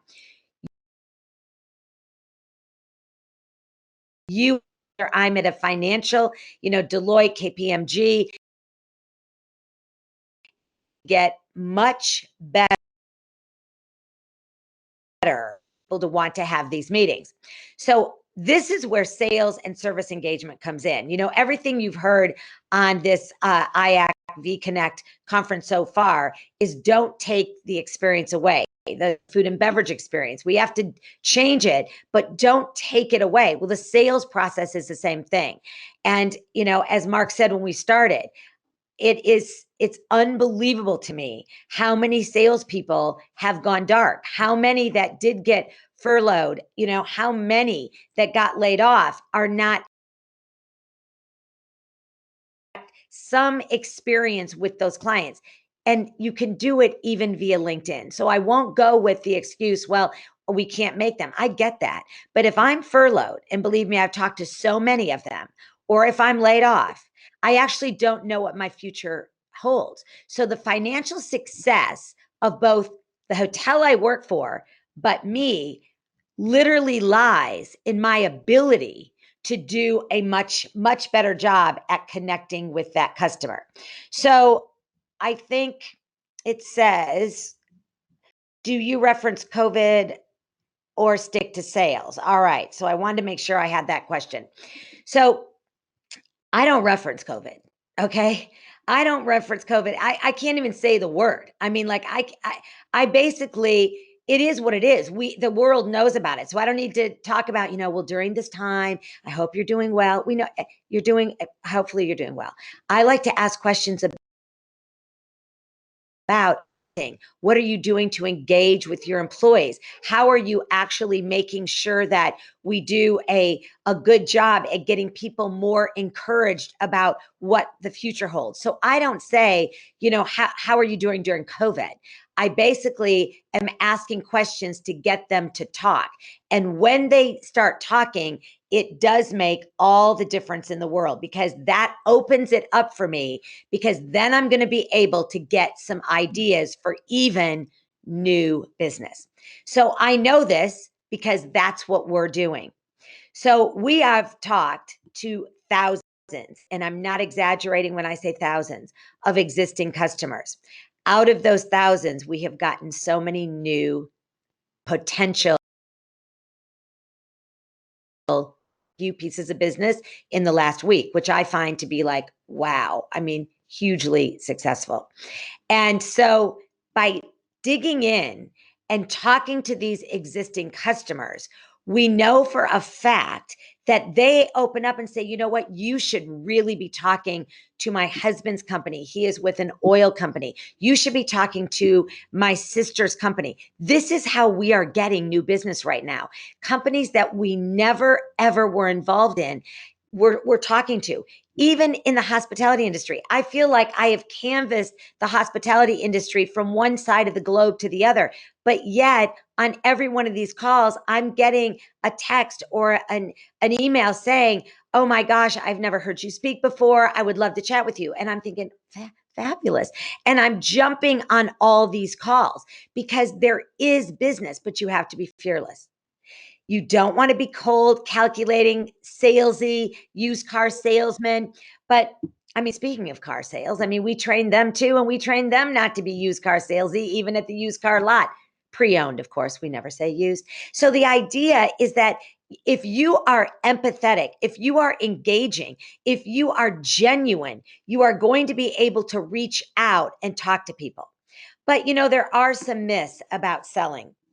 And these myths are quite simply, like, truly, I laugh out loud because there are GMs that will promote somebody from, you know, let's say the front desk, who is just wonderful, great smile, very engaging. And they say, you know, she would be so good in sales. She would be really good in catering sales. And then they just put them in sales.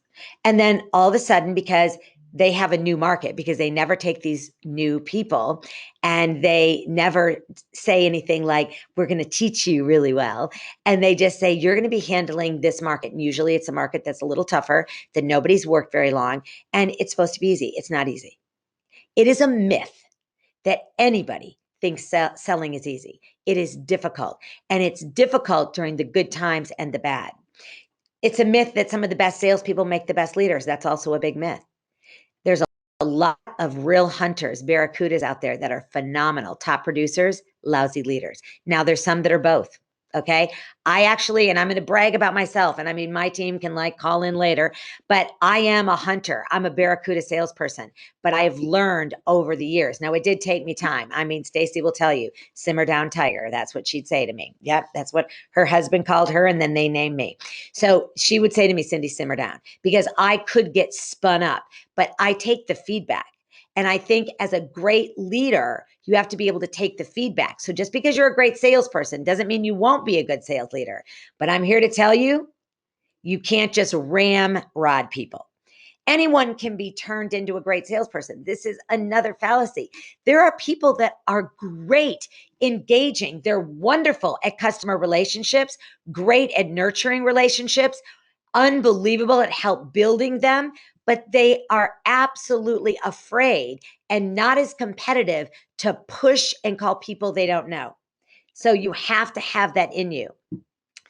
My last one on the myth is just hire the competition's top producer. Okay, I laugh out loud because I've seen this happen. We just go poach the competition's top producer. We don't know how they were trained. We don't know really how good they are. They might be handling the market that is all call-in, that is there in the right place at the right time.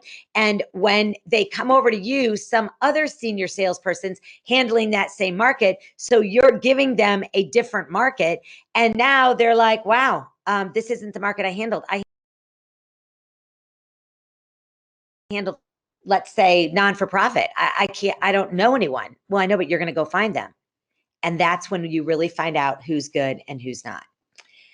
So the rules have changed. The rules absolutely have given us the ability to step back for a moment, not a long pause, as I said yesterday, just for a moment, so that we look at the new approach we need. We have to be empathetic. We have to be adaptable. We have to be flexible, more creative than ever, more creative. You know, I just talked to a client that we have convinced to do a buyout. It's a law firm that didn't want to do a partner retreat. And we have a resort that is open. And we said, it's only 200 rooms, small resort. I said, I'll call the director of sales because I want this retreat to go on because we actually run the retreat and speak and do training. I said, if we do a buyout and it's drivable, because all law firms drive anyways, any of you handling partner retreats or administrative retreats, and if you're not, you should be, because your resorts and hotels and conference centers are perfect for this. They only go a drive market. The drive market is between a 2 to 5 hour drive, because they didn't get on planes before COVID. Okay, so this is not new news. And the reason they drive is they have to work all the way on Thursday to Thursday night. Friday, they get in the car and drive. We start out Friday noon with things and on and on. So they said, we're not going to have it. I said, why? Well, we just don't know. I said, I've got a perfect resort for you. Absolutely, you can do the buyout. Nobody will be there but you. It'll be like all ensconced in this unbelievable thing. And they said, this is great. And then they called every single one of their colleagues at all the other law firms and said, this is what you need to be doing. And so if you're not on the phone calling them, big mistake. It takes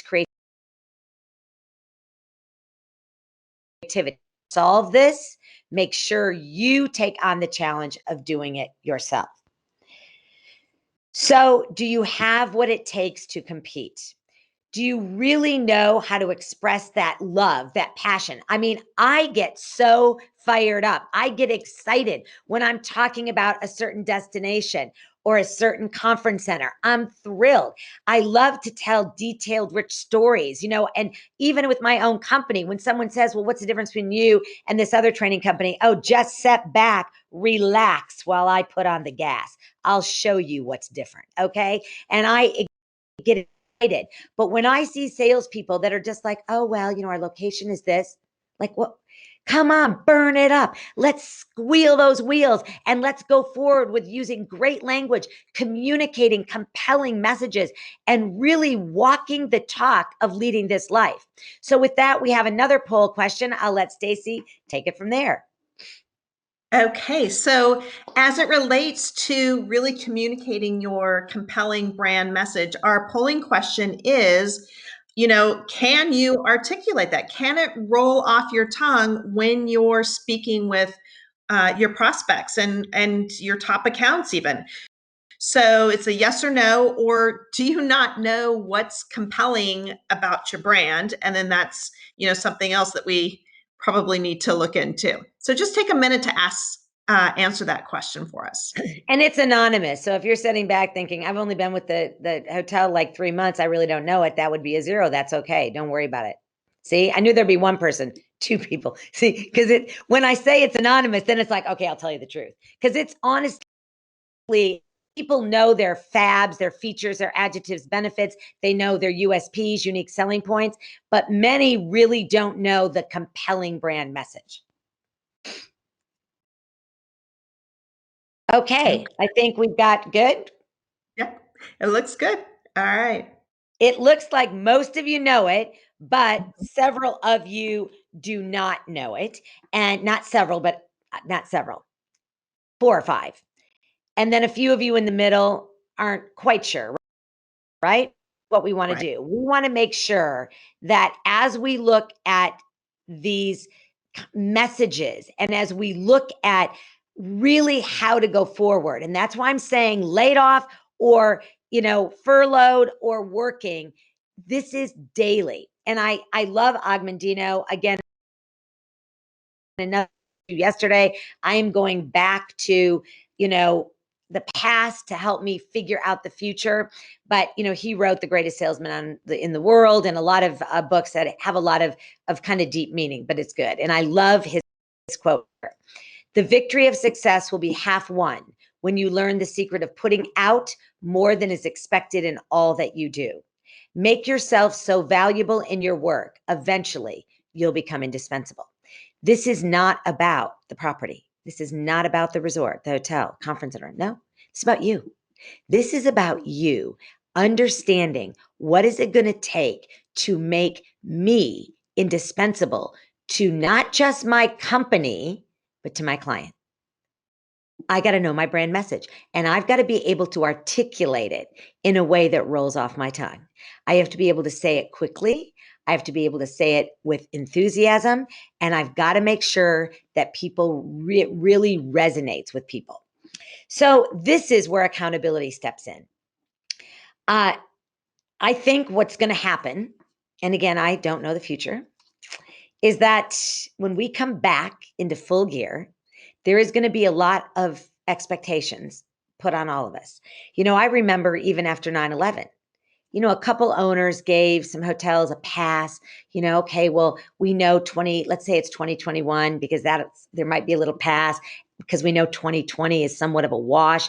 So 2021, we're going to hope to be great. Maybe there'll be a little bit, but it won't last long. And I saw owners that, yeah, that pass is up, and I'm going to need to see that revenue. Okay. So your job in sales, make no mistake about it, is not to build a relationship just to build a relationship. It's to build a relationship to be able to get more business. That's it. You can call them your friends, and I do call my clients my friends, but I'm telling you, I know I have to keep working them so they keep buying from me. And this is what you have to do. Your job is not to worry about the operations, worrying about the cost, worrying about profit. You bring in that top line revenue and let those operators figure it out. Very, very important, because without that top line revenue, we're going to have trouble. So I now want to take a moment, and this goes back to the prospecting and back to the person that commented on the fact that I think it was Emily. I rely on the method the customer reached out to me. And I couldn't agree more, Emily, on that, because following up on inquiries is critically important. And right now we are getting inquiries. As I said yesterday, we're seeing more wedding inquiries. Okay. I am telling you, it's amazing how many inquiries we're seeing at some of the hotels we're working at, as well as even at our restaurant. So following up on inquiries ASAP is not a joke. It is within 2 hours max. It is not within 24 hours, end of day. Now, let me be clear, because we're with a global conference here, and I also have global clients. If I get an inquiry at 2:00 in the morning, I am not rolling over, hearing a ding, and jumping on that inquiry. I'm sleeping. I just want to make it clear. I know some people think, wow, she must never sleep. I sleep very well. The moment I get up, I look at my emails. Now, some of you don't, because you'd go to yoga. Some of you run 4 miles. I mean, I get it, but I look at my emails. That's my exercise. And I answer those quickly. And I say, hi, Jamie, I just woke up. As soon as I get into the office, I'm going to go ahead and respond. I get an immediate response from those customers, because sometimes they're now home having dinner. Cindy, thanks so much. You're so impressive. Thanks for your response. I'm not making this up. I'm not saying I think I'm impressive. They said I'm impressive. So don't think I'm saying it. They said it. And you know why they say it? Because people take days. And I love when they go, well, it's international. I mean, I didn't get it till I got in. It makes no sense. So following up on these inquiries are critical, whether they're online or whether they're calling in. So don't make it hard for the prospective client to connect with you. We're going to show you, and Stacy will walk you through this, how we actually do it at MCA and why we close about 90% of the business we go after based on these inquiries. You want to create rapport. Part of that rapport is absolutely responding. Okay? You're catching that lead within an hour. And we're going to show you how we do that. And you're responding. You're not responding with a full-blown proposal, even on a CVent lead. You're not responding. You just have to respond to let them know you got it. And with that, I'll turn it back over to Stacy for another poll question. So the question is, prior to COVID, so before COVID, BC, should we call it 2020 BC maybe? That's good. I like that one. So Yeah. who typically would catch your leads? Was it you? Do you have an administrative assistant that was assigned, another sales manager, or maybe you don't have a set process, prior to COVID? So go ahead and just take a moment. It looks like It's I do for about 53%. Okay. Thank you to the person who answered honestly about no set process. And Persons. the I do's, I'm wondering if some of these are directors of sales and marketing. I'm thinking maybe it is. So we're going to come back to that as you continue, Stacy. Okay. So All it right. looks like good. Okay. So it looks like we've got about the majority is that's you or DOS or the sales manager. So let's talk about talking about responding, I should say, quickly, is that we kind of, as Cindy said, you don't have to immediately get a proposal out, but we do have to acknowledge it. And so that means we have to respond faster. I have to respond faster than my competition because now more than ever, they're going to be on my heels. So this is kind of, how we at MCA, handle our leads. Thank you very much. When we get an email lead, thank you very much for reaching out to MCA. We're thrilled that you thought of us. I've copied Shelly Marlowe or whomever the account executive is, the sales manager, on our team to follow up with you right away. Is there a good time today or tomorrow for you both to connect? And so you don't have to have that panic of I've got to, connect with them, in the next 5 minutes. But this is really just showing engagement and showing that you're, interested in that lead.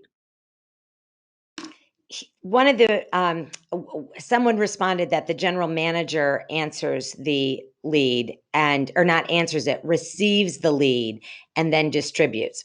So my caution to all of you directors, and right now for sure a GM might be receiving it because they might be there and they're the only ones there, or the directors right now may be the only ones there, but I'm going to go post COVID. Okay.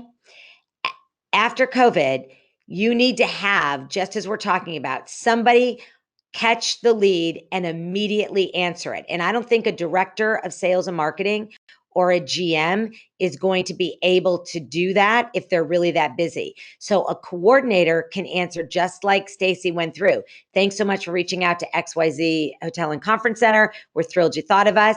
I have copied. The secret sauce here is I have copied Shelly Marlowe because that's who the GM would have distributed it to. So the coordinator says who the salesperson is. Is there a good time? The second secret sauce is there a good time today or tomorrow for the two of you to connect? Immediately that customer will respond, and I'm not even exaggerating. When I say because they just sent it, they'll respond within 30 minutes. Now, whoever the coordinator is, steps back away and the salesperson takes over. So go ahead, Stacy. So our next polling question is, what is the amount of time it typically takes you, instead of tax, it should say takes, to respond to a lead? So is it 1 to 2 hours, 3 to 4 hours? Do you strive for in a business day, or does it take you more than one business day to respond to your leads? All right. Looks like an overwhelming so far. Yeah, so about 2 half hours. of you. Yeah, about half, 1 to 2 hours. Good. Right. So those of you that are 3 to 4 or end of business day or more than one business day, I want to challenge you to change that immediately. And the way you change that is to put the process in that we just spoke about, making sure that you absolutely, just respond, not the big proposal. Remember, even CVent. Thank you so much. We've received your CVent RFP. Do you have some time today or tomorrow? I have a few questions to ask you about we know, and we have all the details and the stats that CVent shows us that when we work with them all the time, that the customer will answer. You might get an answer that says, I don't have any time to talk. Just fill out the CVent? Well, if you've been on any of the CVent webinars and you've listened to how all of that populates, it is amazing how many of you get really thrown out before you ever get in because we didn't actually do it right. If you got the customer on the phone, you're going to have a leg up to compete better. See, most decisions are made on that first impression, really, because how you answer, I mean, this even applies to looking for a job. Not that any of you are looking for a job, but I am helping a lot of people right now, and I'm introducing them to some hotel GMs that have openings and they're looking for some new people. And I had a GM call me yesterday and say the person that I suggested, who actually I think was very good, but get this, had the interview, virtual interview. It really went very, very well. I mean, he liked her, okay? It took her 4 days to respond to him with a thank you. Thank you so much for the time. That first impression without responding, it blew it. He said 4 days to respond to me, to thank me for the interview, out. And I said, okay. And I'm not a headhunter. So, I mean, no, it's no skin off my back except like, wow, I kind of recommended her. So I did pick up the phone and I did call her. And I said, big mistake. I said, what were you thinking? Well, I was really busy. I really have to, I'll call him back. I said, you've missed the boat. I see that we are still having some audio trouble, and it says, I do believe we are recording this. So there might be some breakup, but it is being recorded. So just so you know. Now, the inquiry on the phone, if somebody does call you or you are calling them back, no dead man walking, my friends. Okay. Let's snap out of it. Let's show that we are there. We are with it. You might be working from home. The dog might be barking, but people get that now. Dogs and kids are going to cry and it's going to be okay. So that attitude, that energy, you absolutely can have fun with this every single step of the way. But it's important that you understand that this funnel, as many of you know, and we've taught this, and we're not going to ever get rid of the basics, by the way. This is a foundation that works, is that you create this awareness and you get people excited. And that is your tone of voice. That is your positive opening. Then you begin to ask questions that you find out what they really are interested in, those open-ended questions. When you start digging deeper and focusing in on what they say, if you say to them, how do you see your meetings going forward? Well, we're probably going to do half in person, half hybrid. You do, virtually. You do not want to say, oh, okay, great. Well, we can handle that. Dig in. Let's talk about the hybrid meeting. Let's get into a little bit more detail, because that's when you actually are going to move to action, and that makes a difference. Did you raise your hand, Stacy? I did. Yes. Okay. All right. I have another polling question. And the polling question was, do you feel that you ask enough probing questions before transitioning into selling?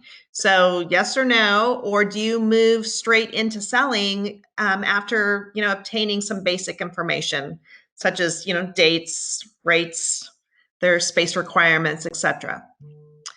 Looks like we have 67% are asking enough questions. Good. Okay. So some are saying no. Thank you for that honesty. Right. So it's good because at least, first the step is like paying attention to what you know. I'm just going to go back to this before I give you back the competitive advantage. So one of the things is that if you are not asking those open-ended questions, you definitely are going to probably be in a competitive rate war. And I don't want you ever in that. So the more you ask the questions, the better off it's going to be. So, Stacy, competitive advantages.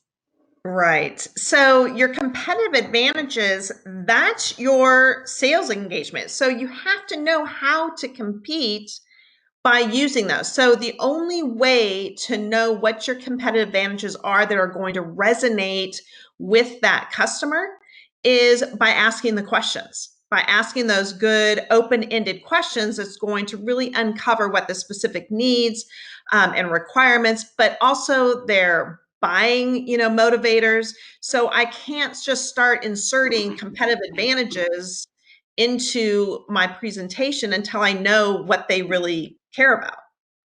So that's your superpower. And knowing that's your knowing that's your superpower, and I see the personalized.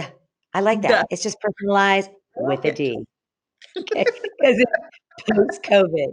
All right. No more form letters. All right. None. Over. Get rid of it. I don't even know how after this mess, you could even say, "Dear Cindy, thank you for your interest in. We are thrilled you thought of us." Wrong. You've got to have personal openings. You've got to recap their needs. You have to verify all this information before you actually start to talk to them. And the question came up, do you think now more than ever you have to ask more probing questions? And how do you stay ahead of the competition? And what do you do when asking these open-ended questions when their big buying motive is rate? All right, so let me go ahead and answer this. So first and foremost, when you're asking these open-ended questions and you really are finding out what is important to them, this is going to give you that competitive advantage. If I don't ask open-ended questions, how are you ever going to give, why am I better than the competition? Because you don't know what they're looking for. So if you ask those open-ended questions, you're going to be able to be one leg up better on the competition because you saw, even here among IACC, among our friends, among the hundreds of people that are on this call, several hundreds of people, you've seen for yourself that a good 30-40% are not asking it. So you want to be that one to ask. Now, how do we get out of the rate game with that? So when rate is their only buying motive, I still ask. And one of the things that we say is, in addition to a competitive price, if it's catering price, if it's rooms, it's rate, what else will you base your decision on? What else will you base your decision on? This is so vitally important because if you don't verify this before sending it with price, then chances are you are going to end up in a rate war. And that's how you know your competitive advantages. You have to be unique. You have to be not easy to copy. Honestly, if we look at some of the things we saw before COVID, some of the proposals, very fact-based, very, just regurgitating the same old stuff. I mean, honestly, now there is going to be a lot of people that are going to be fighting for your business. It said, another question I want to answer. Do you think now more than ever you have to ask more? Oh, I already answered that. Someone asked if we're discounting rates during current economic times. We are not. Our costs are going up. How would you respond? First of all, I said it yesterday and I'll say it again. There is no time for discounting. None. I don't have to explain my costs are going up. I was at this value before COVID. I'll be at this value after COVID. And by the way, with everything we're putting into place, my value will even be better, but I don't even have to get into it because I was good before COVID. I will be good after COVID. And you have to believe in that. If you start getting into, we're spending more money on sanitizing, we're spending more money on that, they're going to go with that. You have to do that. I mean, come on, don't even go there. It was worth it before COVID. It'll be worth it after COVID. And with that, we've got we have 2 last poll questions. Oh, I think we're frozen. Okay. So, okay, there we go. So do you know what your hotel, resort, conference center has or does that no one in your comp set can duplicate? So it's yes or no, or do you not know of any your venue has? So go ahead and I love it. To be clear, a competitive advantage, because we do this exercise in our workshop. It means that you can't say, well, we have a golf course that's better. How do you know it's better? I need to know that because if they have a golf course, they'll say it's better. So you must know exactly why you're better. Not just we have more rooms, we have a better location. Why? Tell me, what do they have? You have to be able to know we absolutely have this that no one else has, whatever that is. And that is where you are going to be able to have that competitive advantage. And it looks like, 96% of you have that, which is great, but we have to make sure that every salesperson, because I think I'm talking to a lot of directors right now, and that's all great, but we will have salespeople back. And do they know it? And challenge them and train them. Say, why are we better than XYZ? And if they can't answer it, oh, well, because of this, challenge them. And then the second poll. So our last polling question is, goes on to the next slide, which I've got it right. Yep. Okay. Is, do you typically verify information back to the customer after your initial call? So you hang up, you've taken all of these great notes from all of your wonderful probing questions. Do you immediately verify back? Looks like 100%. Well, we got 5%. Oh, yeah. So those of you that verify back, I would love to see that verification email. I'd love to see that verification proposal. Okay.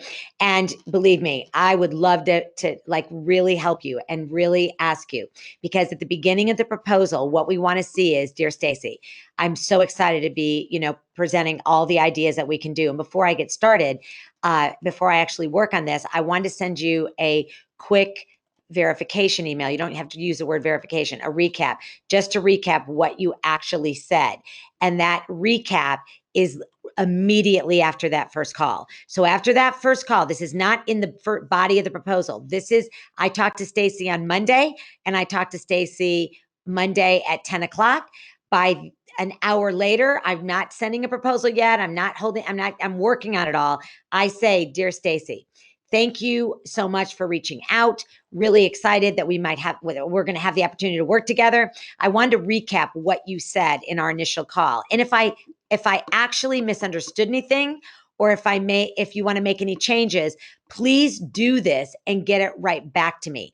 Then what you want to do is, in that verification email, also get the appointment, that Outlook invite, so that we can make sure we have a call after I get that proposal. So the verification email is not the proposal. It is between that initial call and then it moves over. Does that make sense? So very important. Cindy McQuaid said, what will attrition and cancellation clauses look like moving forward? That is going to depend, honestly, on every single one of you individually and the parts of the world you're working in. I think there's going to be some heftier ones put in place because that hold true a little bit more, but I can't really say what it's going to be, but I know that people are going to be pretty clear about it. So as we bring this to a close, I want you to know that this mentality that we've been talking about allows you to partner with customers even before you start working with them. That verification email that I said, which you can call it a recap, that will help you close. Imagine. It'll be amazing. All right. Amazing. That's why I was saying, if you really are sending them, then let me see them and I will help you. The results is that you'll be fearless. You will do it right. You absolutely are going to make a difference. And that means you're either in or you're out. Customers still want that, giving them what they were always looking for, that limited access, that exclusivity, that inspiration. Because you know what? We are going to continue living in a world of a lot of demands, and salespeople are going to have to bring that positive vision to the future. So let's start with being honest with our clients. Let's start with listening, giving unbelievable development. Those of you that are directors, don't absolutely waste any of this precious time by not giving good feedback and helping keep your people going. Because I can tell you right now, there's no reason we can't sing in the rain, and there's no reason we can't make a difference every step in the way. Thank you so much, everyone. And we'll see you again on Thursday. Fantastic, Stacy and Cindy. Thank you so much. Holy cats, we had some clinches in there, but you all, adapted. So we certainly appreciate that. All right. Well, thank you, and we will go off air for your next speakers. Thank you. Just so everybody out there in the world knows, we're doing a little magic behind the scenes. It's the servers, it's not you. So we're handling it. So hang in there. I'm going to steal one of the quotes that Cindy and Stacy shared with us, and MCA has really made themselves so valuable to us that they are indispensable to IAC. And can I get an emoji across the screen to talk about emails as exercise? Well, all I have to say is if Cindy is answering her emails as exercise, I can only imagine how many calories she is burning a day. Thank you again to Stacy and Cindy. Now, in order for us to be ready for all this adapting, we might need to get a little centered. So let's bring Jill back and get our Om on again today. Enjoy your yoga.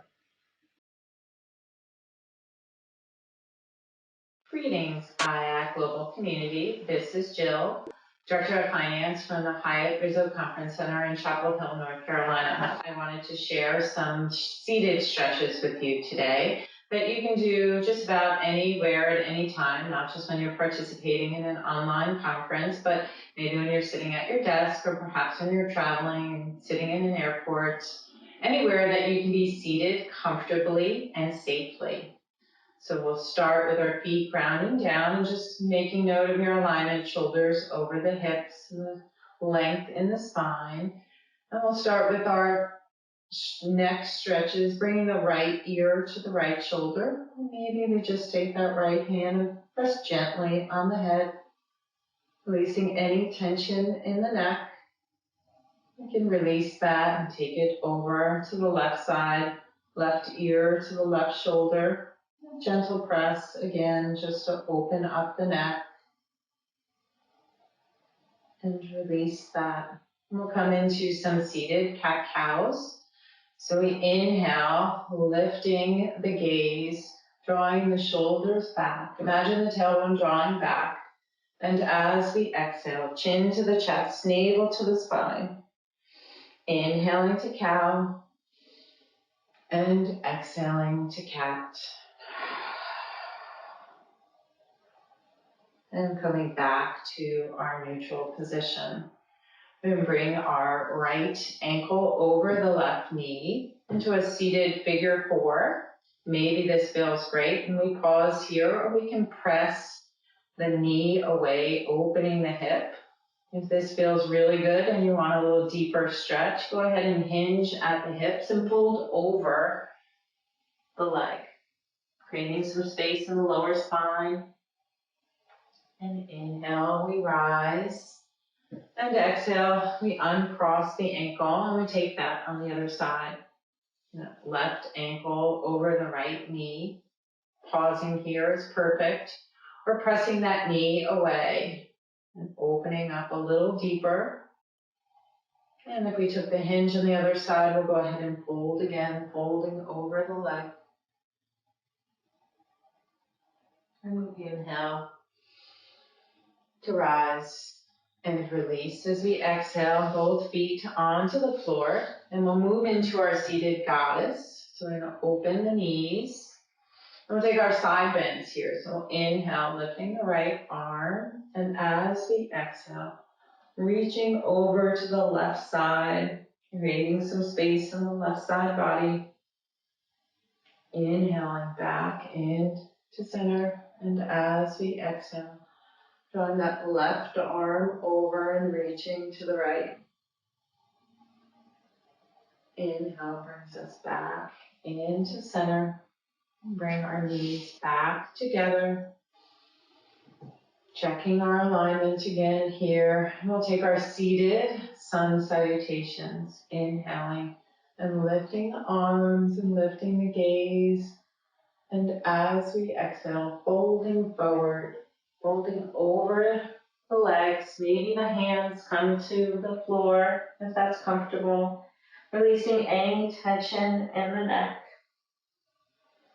And inhale to rise, and exhale, hands to heart center. We'll repeat that one more time. Inhaling, circling the arms. And exhaling and folding forward. Inhaling, lifting and lengthening the spine. And exhale, folding forward. And inhale, rising and exhaling, releasing. Hands to heart center. Maybe we close the eyes as we pause here to check in. Checking in with the physical body. Noticing any sensations from our movement. And then checking in with our breath. Inhaling deeply and exhaling completely. Noticing how it feels as the breath draws in and fills the body up. And as we exhale, releasing everything, letting it all go. As you move throughout your day in different environments and different routines, you find yourself getting distracted or getting anxious, always bring your mind back to your breath. Finding a calm and steady breath, finding your center, taking those mindful moments each day to check in. Check in to take care of yourself so that we can move through this time as healthily and as mindfully as we can. Thank you for taking this time. Be well and take care.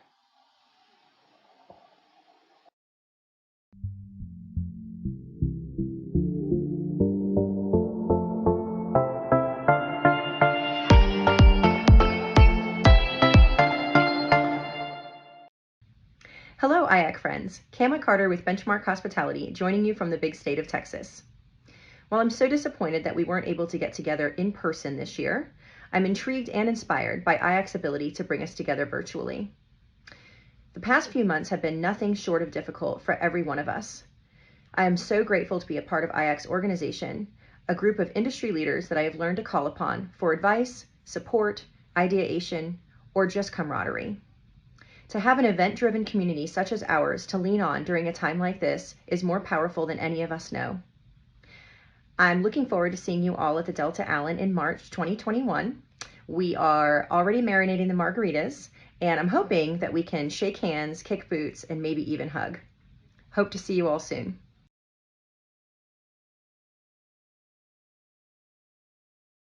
Well, thank you, Kama. Thank you, Jill, again. It's my absolute pleasure to introduce our next speaker. But just before I do that, a reminder that tomorrow Sean Anderson will be running the What's on Your Mind session. So put into the chat anything you want to see on the agenda. He will have an expert panel there. Just start with What's on Your Mind is, and we will pick it up and we'll incorporate it and address the panel. It's now my pleasure to introduce our next session. Again, another great panel facilitated by the expert that is Mike Vanderveeva, Embracing Potential for the Virtual Site Inspections. Over to you, Mike.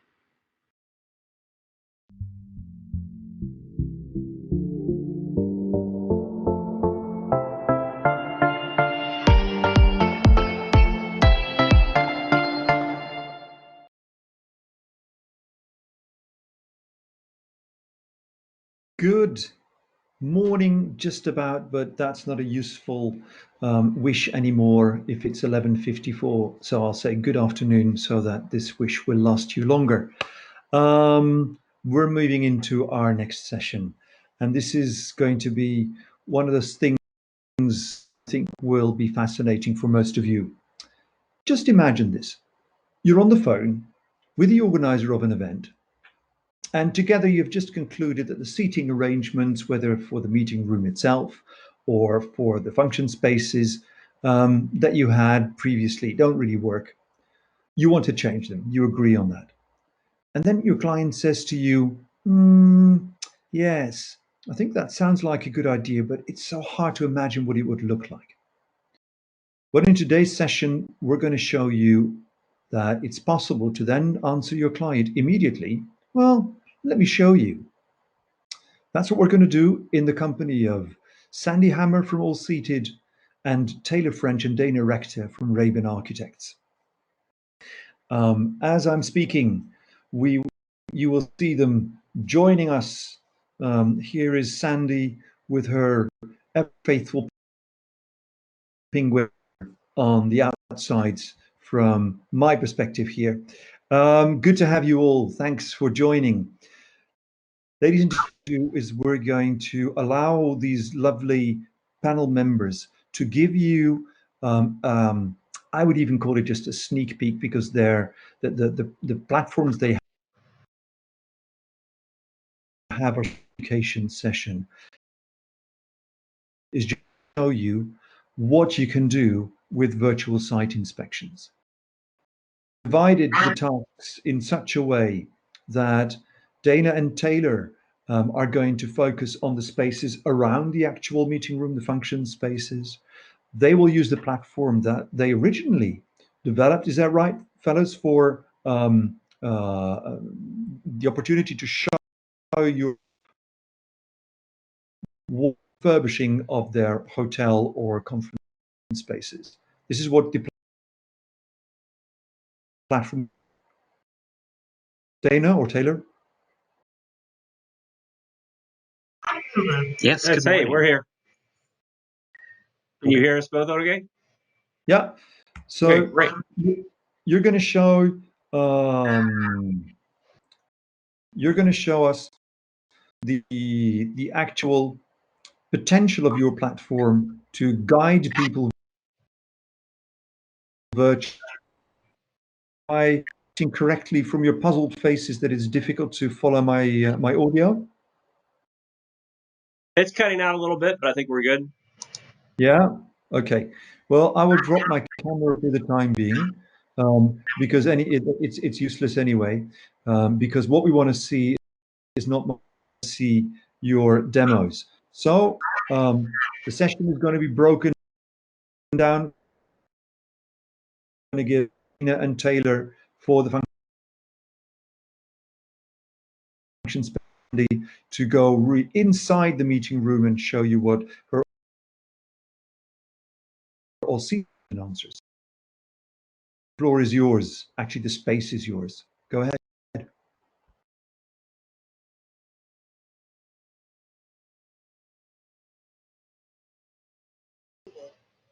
Okay, we're pulling up a couple things here. Taylor's going to kind of drive, and I'll describe kind of some of our existing projects first, and then Taylor will go into kind of more of our design side of things.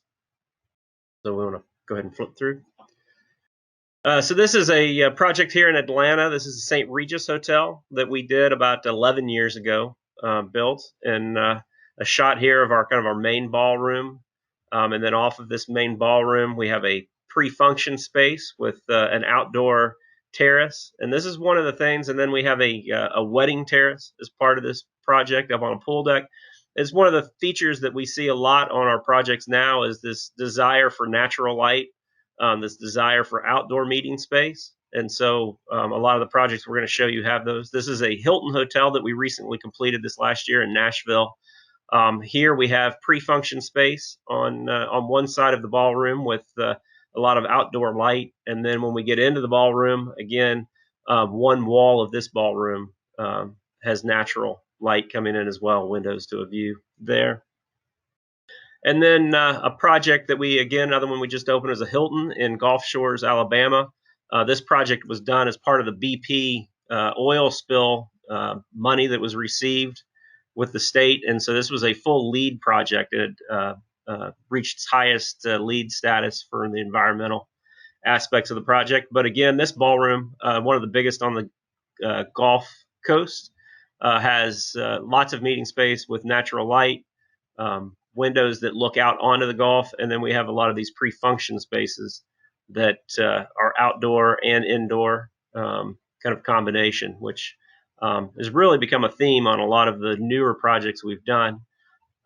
For about close to 10 years now, we have been doing all of our projects in Revit is 3D, which then allows us to take them into a program called Lumion that we can do the virtual side of it that helps in showing clients the projects kind of ahead of being built. But a lot of people have a challenge in understanding scale or understanding the spaces. So using 3D and these virtual tours has really helped us as a design tool in kind of showing people our projects.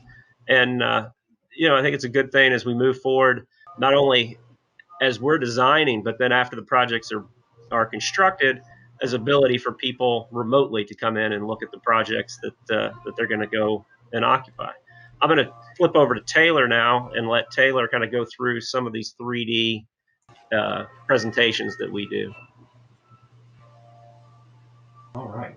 So one of our projects that we're working on right now that's been modeled in the computer is a hotel that has about 10,000 square foot ballroom. And this program that we're using allows us to show the owner the space before it's even built. So as you can see, we're able to walk around and look at all the different parts of the meeting venue. For example, we've got a breakout room right here that can be rented out separately, and we can start to fill it with furniture and people to give our clients a sense of scale, even at a very schematic level of design. And then when we look here into the pre-function space, right now we have it set up with a registration desk. Taylor, just to apologize, but hoping that you can hear me, could you move a bit closer to the microphone? Okay. Because so that's a lot better. Thank you. Okay, great. Yeah, so this is the pre-function space that we're able to show our clients what a registration layout would look like. And we can walk around that space, and really helps to give a sense of scale to what this space would really feel like. As you can see, we've got clear story windows that allow a lot of natural light into the space. And then in addition to showing just a single layout of how this space might be used, we can actually flip through and show multiple layouts for this space to show different options to the client of how it might actually look when we've got a bar set up. So here you can see we're able to walk our client through, and they can see how many tops we can get, how we could set up a line here with bartenders and drinks, and how the space really begins to operate and function with different setups and different layouts. So a lot of our clients ask us, okay, how many people can we fit in pre-function? Well, with this software, we can show them a bar layout, a registration layout, or a food buffet layout. And it really helps to give the client a sense of scale and understand how this space could be utilized. And then in addition to the pre-function, we've got ancillary spaces that we can walk through and show clients, what a smaller meeting room might be laid out with, and how many chairs and tables we can fit in that space. As we walk through, you can see this venue has a very large amount of pre-function space, and all of these spaces on the left side are actually different breakout spaces and small meeting rooms. And then as we get into the ballroom, we can begin to put tops in here and show the client what the ballroom will actually look like. And it helps to really give that sense of scale. I'm going to fly through the ballroom really quickly. Hopefully people won't get sick looking at this. But as we go towards the end of the ballroom, you can see, like some of the projects Dana mentioned, we have this wonderful floor-to-ceiling glass wall at the end. And then at the very end of this, we've got an entire outdoor terrace that can be used as another breakout space. And so you can see with this, another wonderful space that we've added, and we can have outdoor trees and show them, different types of umbrellas and different furniture arrangements in here to show them how this space can really be utilized. And so in addition to walking through with our clients like this, they can also put on the virtual reality headsets and be able to experience it as a single person standing in the space. So we find that this is a very helpful tool for us, and it really does help our clients throughout the entire design process. We start from the very beginning, showing them very conceptual models in this way, and then we develop it with our clients and their operations department to make sure that what we're showing is actually what they want for the final product. And in many ways, what you see now is what's really going to end up being there when the project is built. Great. It looks absolutely fascinating. This is gaming software, right?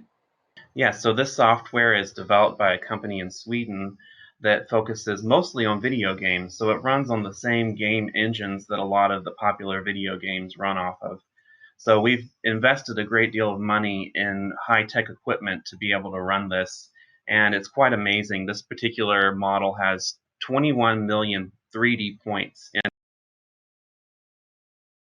it that you have to have, but luckily the technology is there and available and relatively affordable to be able to experience this. Yeah, and one thing I'd say is that early on we somewhat fought the gaming software, and we looked at it as a toy and not something that was really for professionals to use.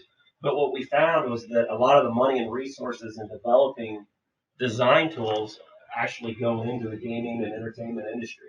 And so at some point, about 10 years ago, we stopped fighting against the gaming software and kind of jumped on board. And it's really kind of taken us a long way. Makes sense. Have you ever used this also for existing properties? So when we do renovations, we also model the existing building to show our client how it could be utilized so they can understand what kind of additions or alterations they want to make. Right. And there's point cloud technology now where you can actually come and have a building surveyed in 3D and get they'll go actually out and stick it's like a camera in each room, and it'll go within, an eighth of an inch accuracy to survey an existing building in 3 dimensions. And then we can import that model into our model and work from it. Right, right. Okay, got it. And I love the way you have these really well-disciplined participants. Right. Well, and this software can help us to tune in social distancing and see, Right. how many people we can fit when we have to do some of that. Right, right. They remind me of the famous staying at the same spot. Good, gentlemen, stay put because we're going to do some questions later on. All right, great.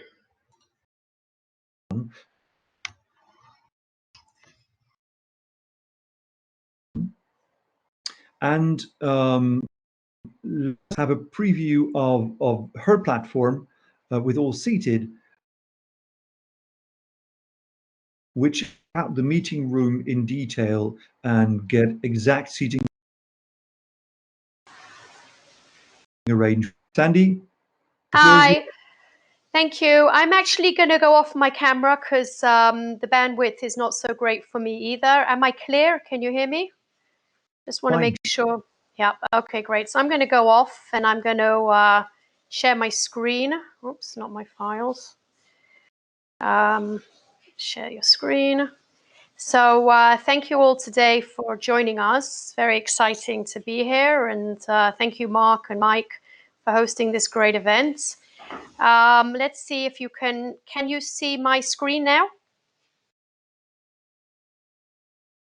Yes, we can. You can. Okay. So for those of you that don't know All Seated, we're a floor planning system. We're a SaaS model that hosts hundreds of thousands of floor plans in the United States. And what we do is today we take a 360 camera image, we model it. We're also gaming technology. Obviously, it's the new way to be. Anybody that's in this 3D environment or 360 environment, gaming technology is by far the leader in this. Our developers are all gamers, so we have a lot of fun in our office. And what we're doing is we're giving you the opportunity to be very dynamic, to take your floor plans in a 2D environment, set up and move things around. We have a lot of shareable links that give you immediate access to share it with your clients and actually then make changes in real time. Now, because of the time frame that we're in, we're not going to touch on everything. Plus, the internet is not always so great. So we're going to try and stay very much as little movement as we can.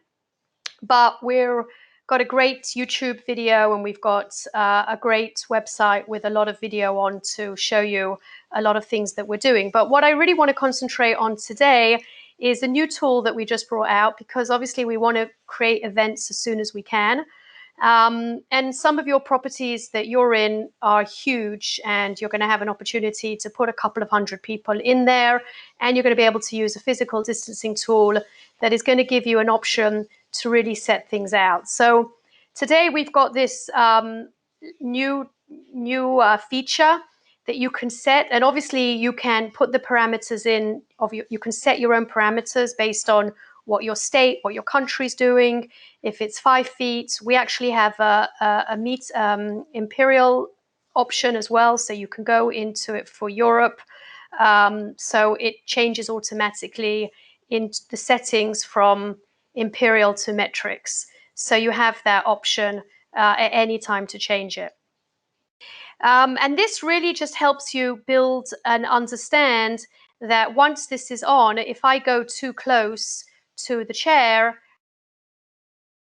sorry, hold on a second. Let me just go into the, this one's not set up. Hold on a second. If I go into the floor plans and I actually go here into the rounds, let's go into one of the round settings here.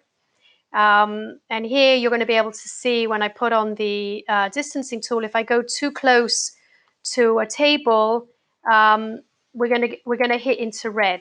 So the idea is that the measurements there, and we're doing the physical distancing all in that reaction, so that you will be able to set it up safely within your guidelines. And as long as the table, the distancing goes away, the red goes away, you're going to be in a safe distance. So if we put this in, if I may, sorry to interrupt you. This is Mark. I'm jumping in for Mike now, just sure. For all of you. But just to let you know, your screen is frozen now, so it's going to be like everything if it goes wrong. I'm just going to ask you to explain, and I've seen this live. So where you were highlighting that group of tables, you can see them.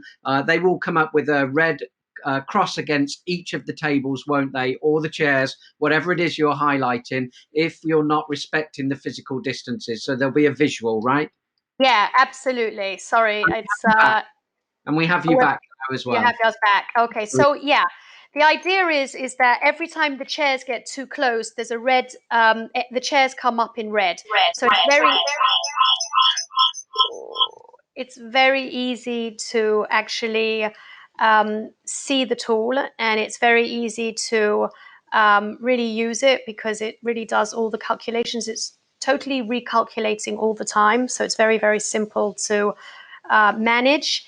And you can lay down, a lot of people today are laying down paths so that people are comfortable, that there's distancing, and people are putting like round circles on the floor that have got 6 meters, so that you know from chairs to chairs. There's a lot of things that people are doing to give a lot of different ideas of how to manage the physical distancing.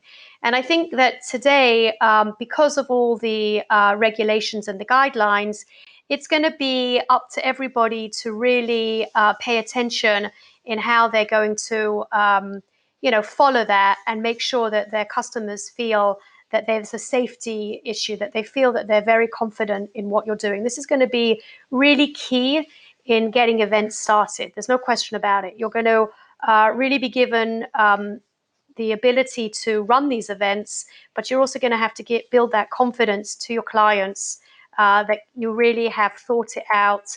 I don't know if you can see this, Mark, now, these green circles. We can see it very well.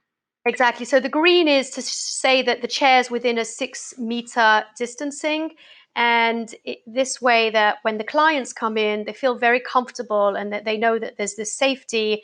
And that's going to be very important today to start events running. Obviously, All Seated is all about the layouts. Like I said at the beginning, we have these shareable links. You can invite them in. We also have virtual reality. It's a very, very dynamic tool. Today, for remote selling, there is no question about it. You're going to need a tool that can really do something through the web.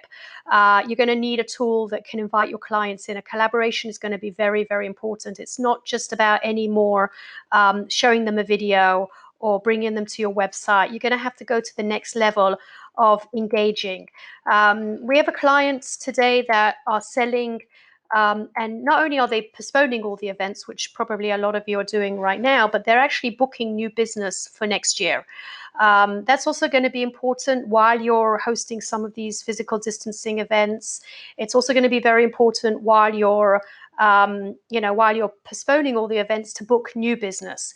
And booking new business when your doors are not quite open is challenging. So having a tool like All Seated and being able to really engage your clients, because that's what it's about today. You really need the ability to engage them, to keep them comfortable and confident. Those are all very important things that you're going to absolutely feel that you're going to have in your back pocket.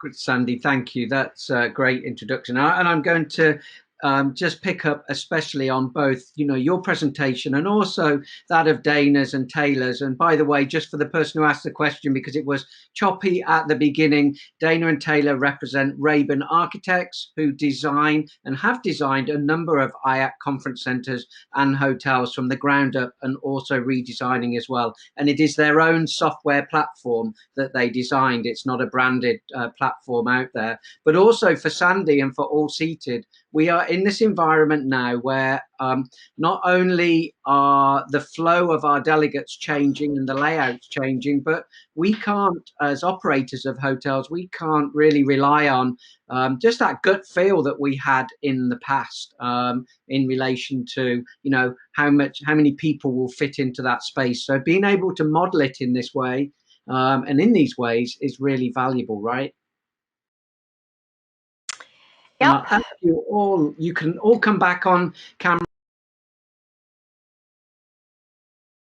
now, and I'll put mine on and we'll see if it's typical. A technology session was always going to be the one where the technology gremlins threw everything at us.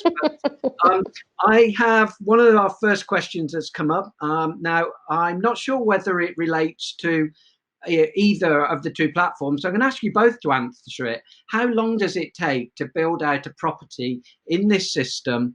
And how do properties under construction, not yet completed, go about this? So certainly I'm going to start that with Dana, with Raven, and then I'll ask Sandy as well to give us some timescales on hers.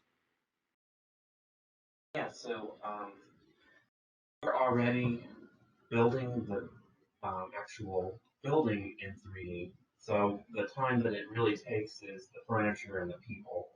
So once We'll we've get got you closer to the mic as well again, if you can. Sorry, we're sharing a spot here. So. It makes all the difference, just those few inches. Wow. Yeah. Yeah, so we're actually already building the model for the architecture side of things. So really the time involved and the time investment is in adding the people and the furniture.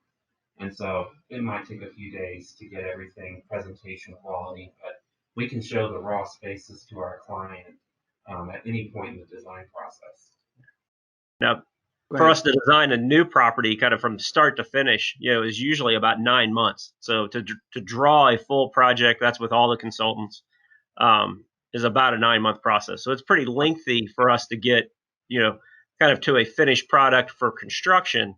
But as Taylor said, once we have that done, then our model is available and we make it available to the client and other consultants to be able to use. And that was a question I guess I had for Sandy was, the spaces that she was working in are pretty spectacular. Do you build those, Sandy, or are you relying on someone else generating those spaces to send to you? Yeah, so we actually go in with a 360 camera to the property, which we can do in a couple of hours. We work with Matterport, which is a big company out there. It's a 360 camera. And then we have a studio. We have actually an architectural studio, our own modeling studio, where we then bring the 360 camera image and we actually put it into a 3D model. And then we bring it into our technology. And that takes anywhere between 10 to 14 days. It depends on how complicated the property is. And obviously, unlike you guys that build the entire building, we're just doing, the floor, the ballroom, or we're doing the conference rooms. We're not doing, all the rooms and all of that. Even though we can do some of it, we actually have done some, walk flybys to some of the suites or some of the restaurants. But the modeling, but that stays as a camera image. But the modeling actually, which becomes dynamic and all seated, is built by our studio. So we do it all in-house ourselves. And that we do anywhere between, again, depending how complicated, 10 to 14 days. So that's it. And then they're up and running. The product is available. That's a really quick turnaround. Well, I mean, thank you, both of you, for giving us an insight as to what's possible. I know from all of your software that I've seen detailed in a lot more, sort of a lot more of a walkthrough. There's a lot more there that we haven't seen. So I do encourage everyone, pick up those email addresses that you can see on the screen now. Contact Dana, Taylor, and Sandy, and they'll be happy to arrange a more detailed demo. But again, thank you very much on behalf of IACC. Thank you for being a great panelist. Mike, we thank you as well for being our facilitator. Apparently, I understand from Mike that the problem is that in the Netherlands, all of the parents are downloading their children's homework at this stage. And that filled me full of dread, because I had the opportunity to get my homework and hide it before I got home. My parents never saw it. But now it's going straight to the parents. There is no hope for children. No way out. Thank you very much, everybody. It's now my pleasure to move on to our next video. And in the spirit of keeping with technology, our short member video here is from a great industry guru, Mr. Corbin Ball, who is also an excellent contributor to IACC's Meeting Room of the Future project. So, Corbin, looking forward to your thoughts.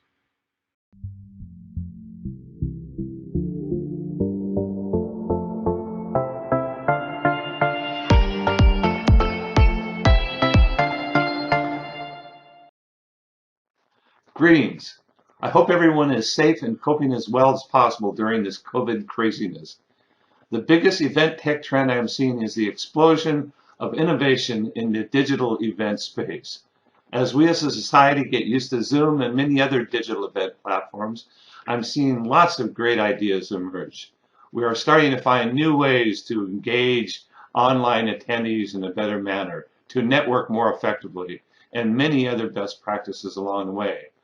I'm very much looking forward to the reemergence of face-to-face events, but virtual and hybrid meetings will grow to be a very important part of the event and exhibition landscapes, with lots of innovation and lots of improvements coming.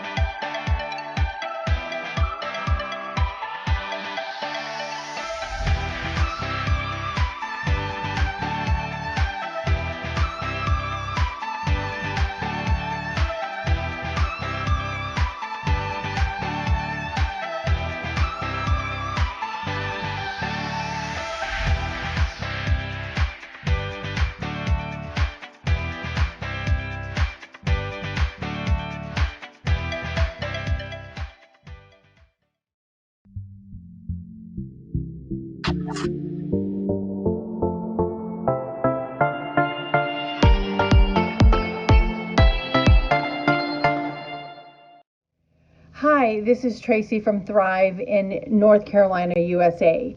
The one thing that has made me so proud to be part of the hospitality industry over the last few weeks during COVID-19 is the fact that we've taken the food and beverage that we've had in our refrigerators and freezers and given it back to community organizations to feed those in need who've been furloughed or lost their jobs because of the pandemic. It makes me so proud that we use our talents and our skill sets and our food and beverage to feed them.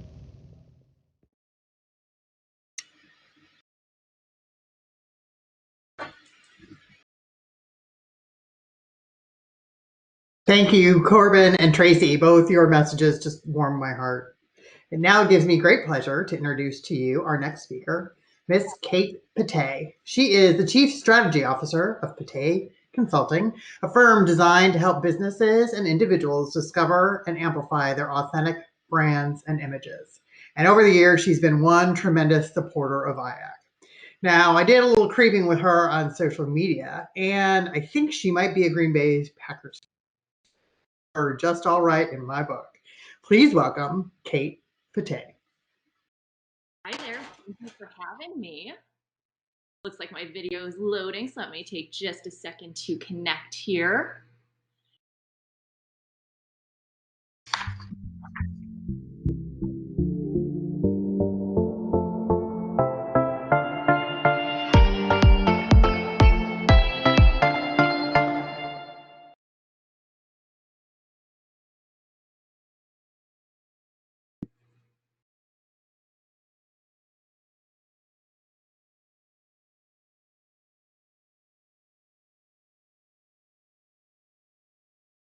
Okay. Well, we do not have camera, but we have sound, so that is good to go. I am going to roll with this. Today we're talking about defining and communicating your brand. And like the lovely introduction that Nancy gave, a little bit about me, I talk about brand and image for different people, do quite a bit of speaking and then influencing on the travel side of things. And if we ever share a glass of champagne, I do like it a little chillier than normal. So just be aware of that moving forward.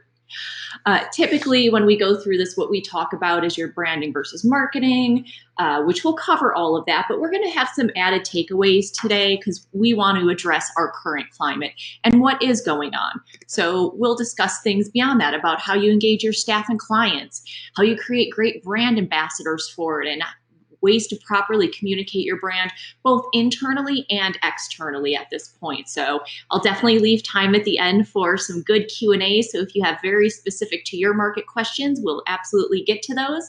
But we're going to jump right in. And what this really began with, and what every facility, every venue should really look at, is that your entire company really is your branding department. And everyone is a brand ambassador. And that doesn't mean if it's from valet to public area to AV, they all have a say in that. And it's interesting right now with the way that we're looking at things that some of those may not be a thing moving forward. I know where I am out in Nevada that valet is something that is still currently shut down, and it's not going to open back up for quite some time because they haven't yet figured out what it looks like for getting into people's cars and different things. But it's important that everyone understands your brand and your message, because typically that's the first point of contact upon entering your venue, your facility. And then as someone that attends meetings and as a speaker, I interact a lot with housekeeping, with AV departments. So it is important that each of them, even if it's something that's subcontracted, that they understand that brand message so that they can best represent you to anyone that's in that door or in your facility. And marketing versus branding, it's important to be clear on the difference when discussing this. At times, people can kind of lump them into the same category, but they're really not. Your brand is your 30,000-foot view. It's what the marketing will always answer back to, because your marketing is the prices, the promotion. That's the materials that you're putting out there, what is being distributed. It's your social media campaigns. But the brand is how people feel about you. It's the way that you differentiate yourself. It's the way that you get people to choose you versus the competition that's out there. So keeping your brand very consistent is the most important part of it, and your marketing should always answer back to that. Your marketing can be flexible. and it can change, but your brand should really stay fairly solid. And you can do rebrands at times or when needed, and some might be looking at that now that it's the time to update it or refresh it, but everything you do should always answer back to that brand. That should always stay the solid and the consistent for everybody. And we talk about being a solution to people's problems. That's how you come up with your unique brand proposition. Is how do you get to stay front of mind? What do you do to make people want to call you and reach out to you specifically every single time? What can you do to make their lives easier, to make it better? How do you sway the perception that you're the natural choice, that your venue is the natural fit for hosting meetings and hosting live events and having people come to stay with you? So that's a very easy way to help brainstorm that within your departments, and to get the buy-in from people is to help figure out, ask for their input on what makes you the solution to their problem. I like to come in and I look at different focus groups and different clients and people that we've helped in the past and feel what that perception is, how they perceive the property and meeting there and what that's going to look like. And I look for pain points along the way. What is the difficult part of the planning process? What is the difficult part of selecting the venue? And how do you become that solution? How do you make it easy so that they want to partner with you? And this was exactly what I was thinking of when we were just watching the technology one. That's a great way to be on top of that. And we'll touch a little on some technology options upcoming. But to build your brand, it's really important to be authentic, consistent, and to be seen. And what we mean with the authenticity is that unique promise, that clarity. Or do you have the best food or the greatest prices or the most amazing customer service? Who are you to people? And then the consistency is making sure that you walk that talk. If you're talking about being one of the most affordable, yet you consistently come in top of market when anyone looks at price points, that's not really communicating that brand promise. That's not walking your talk. So it's people need to experience what you're promising to them. And then the constancy side is staying constantly visible to them, how you communicate that out, how you're staying front of mind, obviously not in a very pushy way. And this is definitely different how we're communicating at this point in time, but it won't be this way forever. So making sure that you set up a consistent schedule for the future of staying ahead of it, and not always just an e-blast, but ways that you can have your team set up for success with selling, with getting in front of people, so that when someone is looking for a space that you come to mind first for them. So this is a quick, easy brand exercise to figure out how to build yours to be stronger, how to have that really great foundation, because this is a big storm that we're all weathering right now. But like they say a lot of times, the house won't fall if the bones are good. These are the bones of it. These are your solid foundation of what you need to move forward. When I was building out mine, this was my unique brand promise. And it's my expectation for not only myself, but my staff, for anyone that I 1099, that I subcontract, if anyone's going to work with me, for me, on my behalf. But it's also for my clients too, because I want them to have that same type of moral compass isn't the right word, but they need to be on the same page. You want to work with people that want to work with you at the end of the day. So this is the one that I go back to, so that people know the expectation when they work with me, what they're going to get. So you should also have that as well, that people understand that for you and who you really are. And this is just a very small version of a style guide. If you guys want to give me a quick thumbs up or thumbs down if you have one, or if you don't have one accessible for people, I'd be curious to know on that side. Style guides are really important, and I've seen ones that are super short and to the point. This is just a brief snapshot on mine, but it should also have logos and descriptor words, who you are to people, how you describe that. Your rooms department, whoever's booking PBX, should have descriptions of what the different rooms are and how the food is. If it's restaurants, talk about the grounds or the services that you offer. All of that should go into a style guide. So anyone that is either going to print something about you, to write something up, to speak on your behalf, you can easily send that out to people. If anyone's going to have me speak for them or work with theirs, I automatically send mine over, so they have my colors, they have my fonts, everything that they need. And that makes it really easy. And I'm starting to see a lot of places actually put their style guides right onto their website, which makes it so very easy for people if they're going to have a meeting there and they want to put your company logo at the top of their page for their meeting, which you do see a lot. It's a great way for them to pull the right ones, because you don't want them pulling one off the internet because they Googled it and it's incredibly pixelated and it doesn't look great. Put those options out there for people to be able to easily access those. And then have those descriptor words that talk about the property and who you are and what you do. Is it ultra chic and modern, or are you on an elegant countryside? So putting all of that together and giving people the tools helps to communicate your brand in a more cohesive way across the board.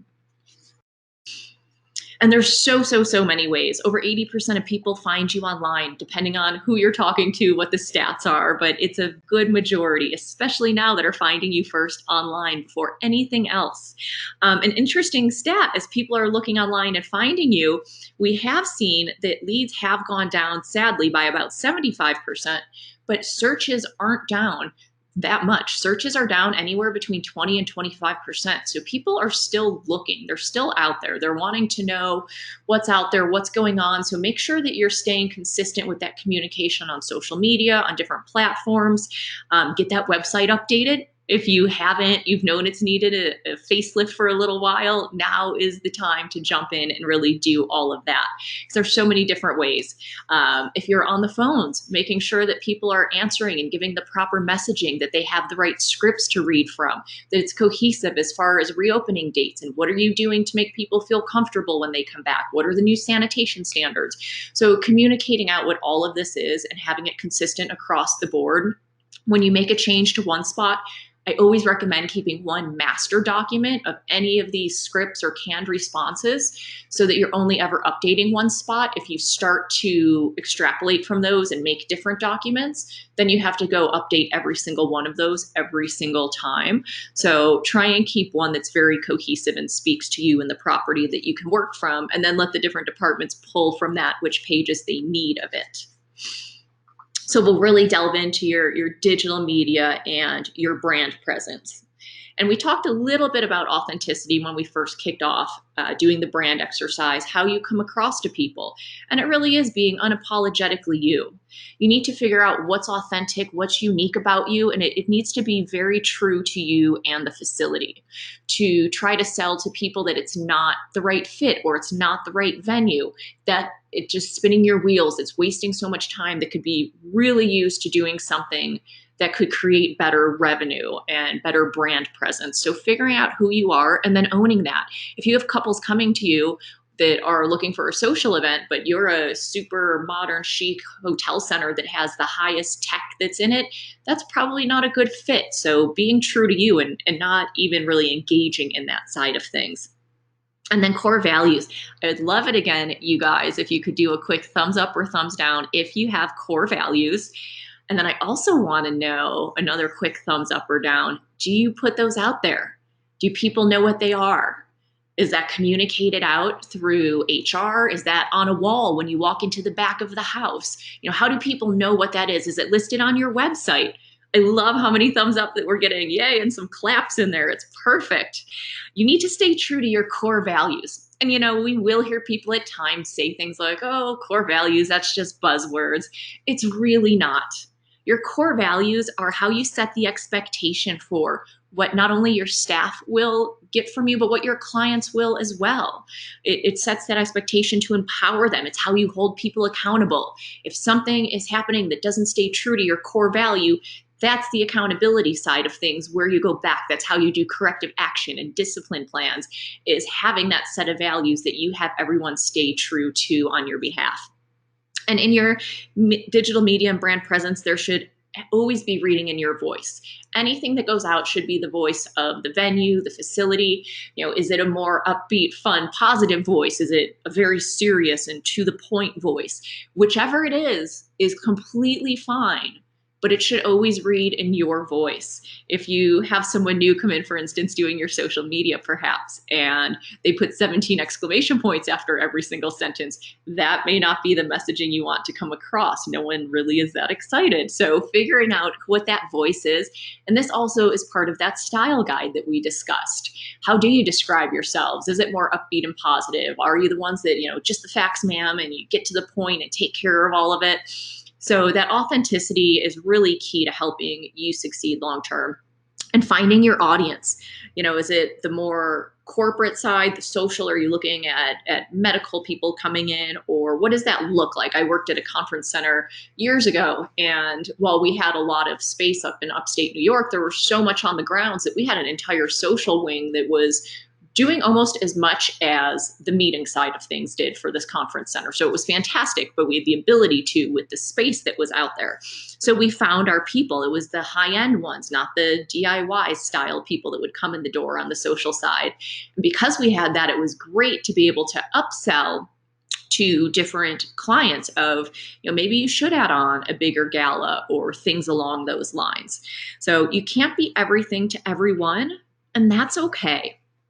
Right now, I feel like that might be a little bit of a bitter pill to swallow, that you just want any business that's going to come in the door, but is it the right business? Is that who you should be bringing in?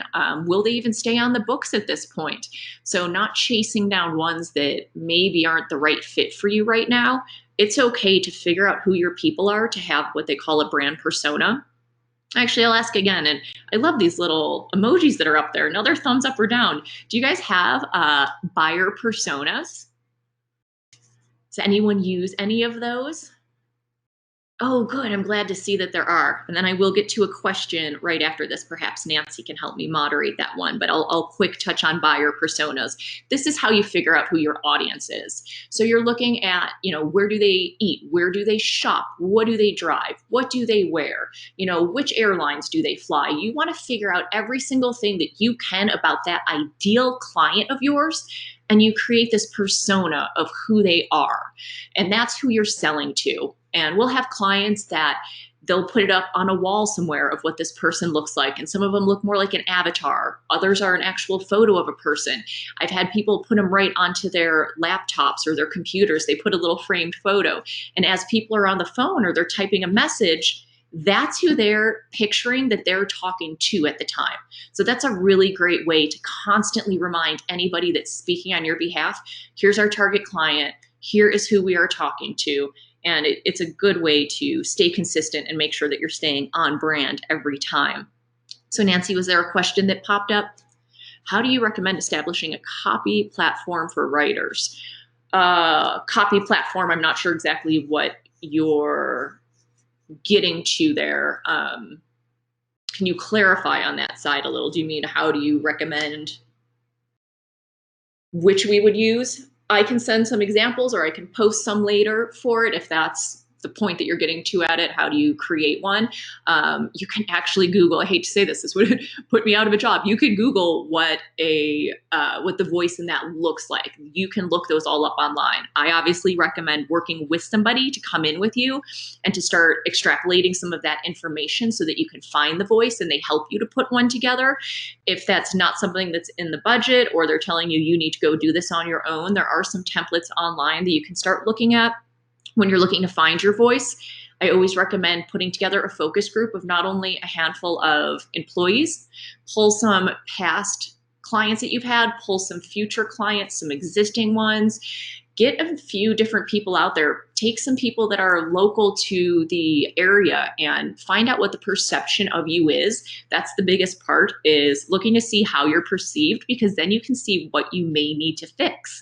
You want to make sure you're coming across the proper way to people. So getting as much input. When I work one-on-one with people, I'll even have them ask some people very close to them, but things that they say about your brand and what they don't, that's what you really want to figure out from people. So we can go through a couple of those exercises. Those are actually pretty fun on that side. If you can bring someone else in, I always do recommend that, because if you are asking those questions and it's someone that works for you or with you, or it's a client that you work with, people naturally don't want to hurt your feelings. They're going to try and tell you what you want to hear. So to truly get the most accurate responses, the most true responses, I always say third party it, because, say I were to walk in, they're not going to be afraid to hurt my feelings. They may be afraid to hurt your feelings, though, if they wanted to tell you a very hard truth, and that you may find out. So when you really start to look at your brand voice and your perception, be prepared that you may not like everything that you hear, but being open to hearing that will help you to truly update that and be able to correct it moving forward.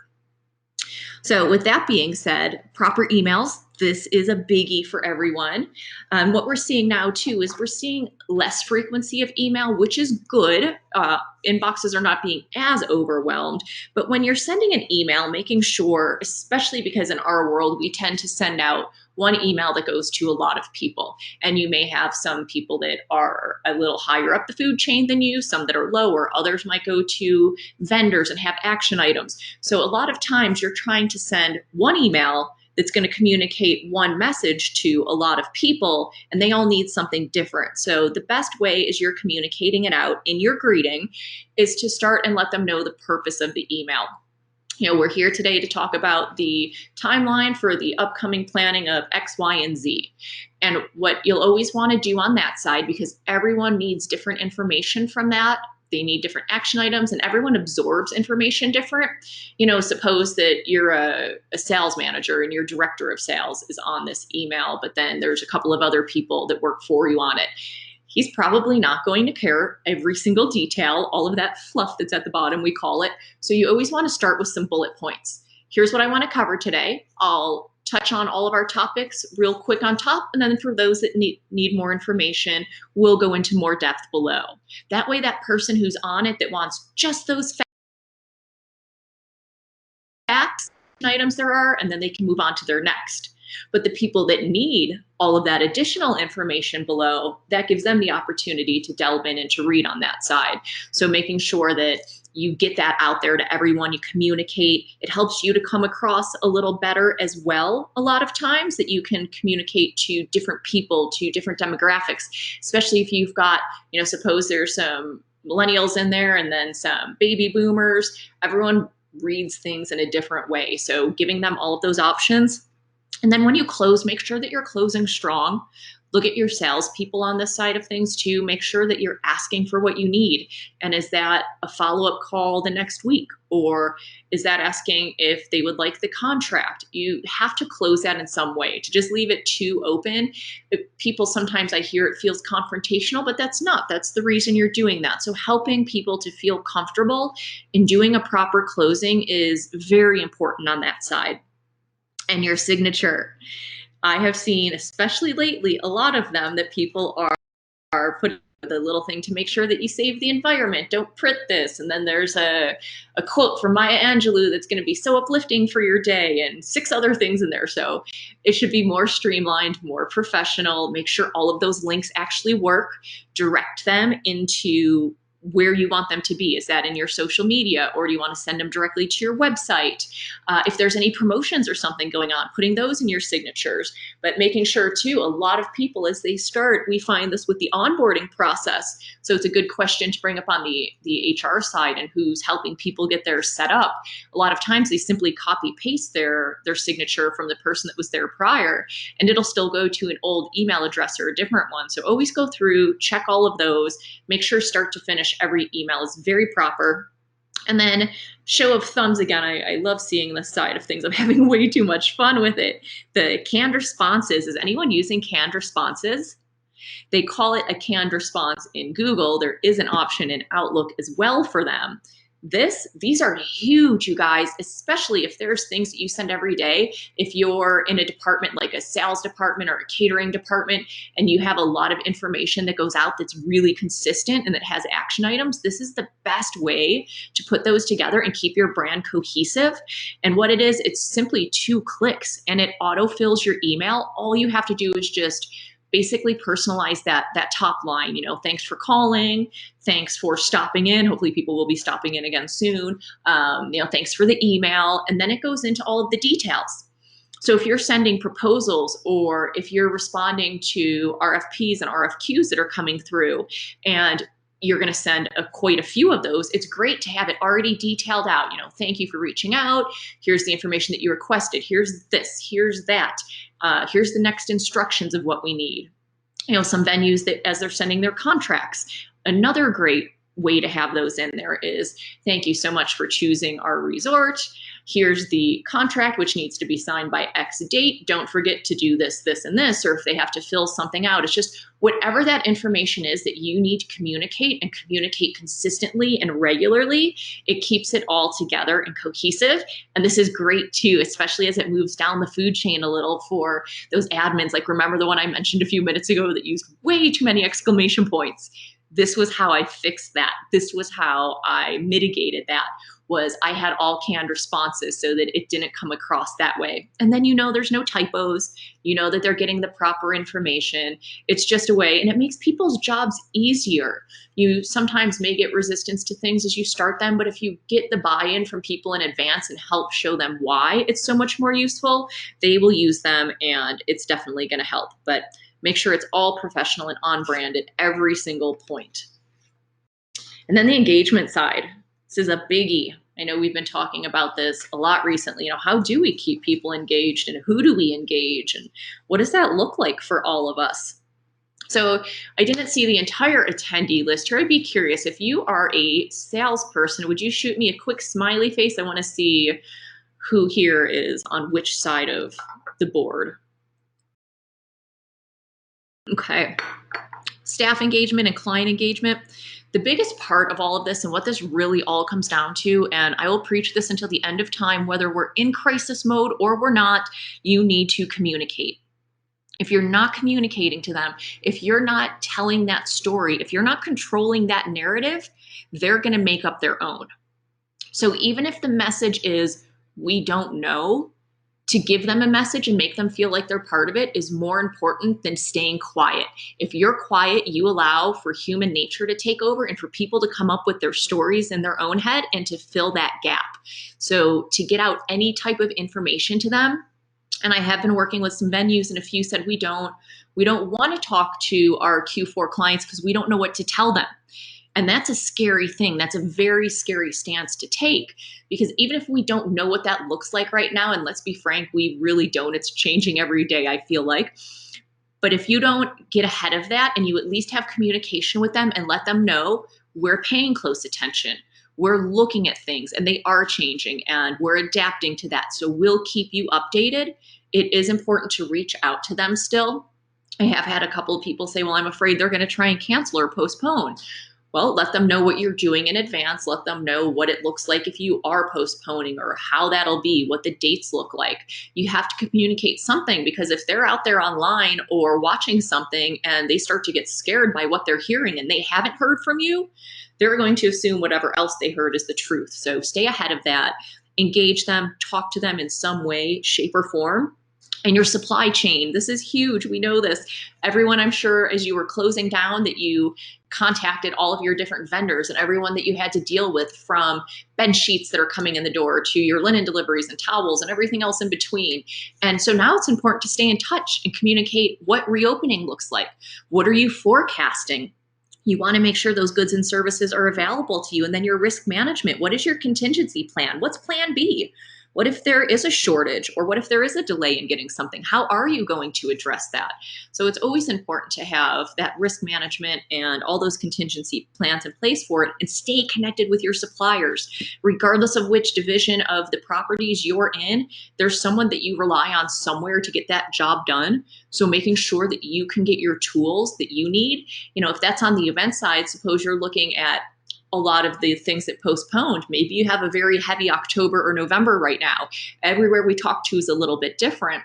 But suppose there's a very heavy month in the region that people rescheduled for. What if you can't get a hold of the person that's going to put in a tent for something, or there's not enough photographers that are available? So stay in touch with them too, and create those partnerships.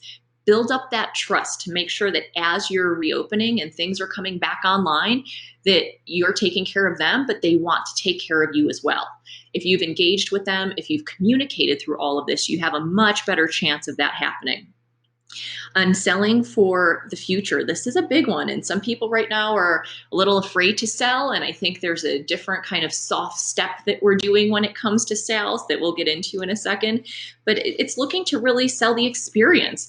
And I know it sounds crazy at times, but there's people that are selling maybe not an exact date, but they're selling what it looks like, or they're selling 2 dates that they'll let you put a second one as a backup plan. So we'll aim for, November 25th as an example, but your plan B could be March 30th.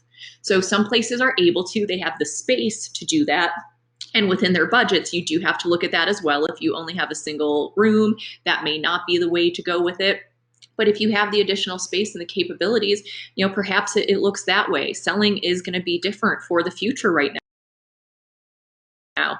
Like I said, I'm out in Nevada, and I know that we get a lot of citywide conventions that come out this way, and a lot of the meetings that come as part of that, they're the ancillary groups that come in. And there's a great one that just signed for January on Friday. I saw the contract come through signed. The only thing that they asked for, they said, we're still planning it. We want to do this. We're excited to get our people together again because we're very high touch and we need to be together so that we can be creative.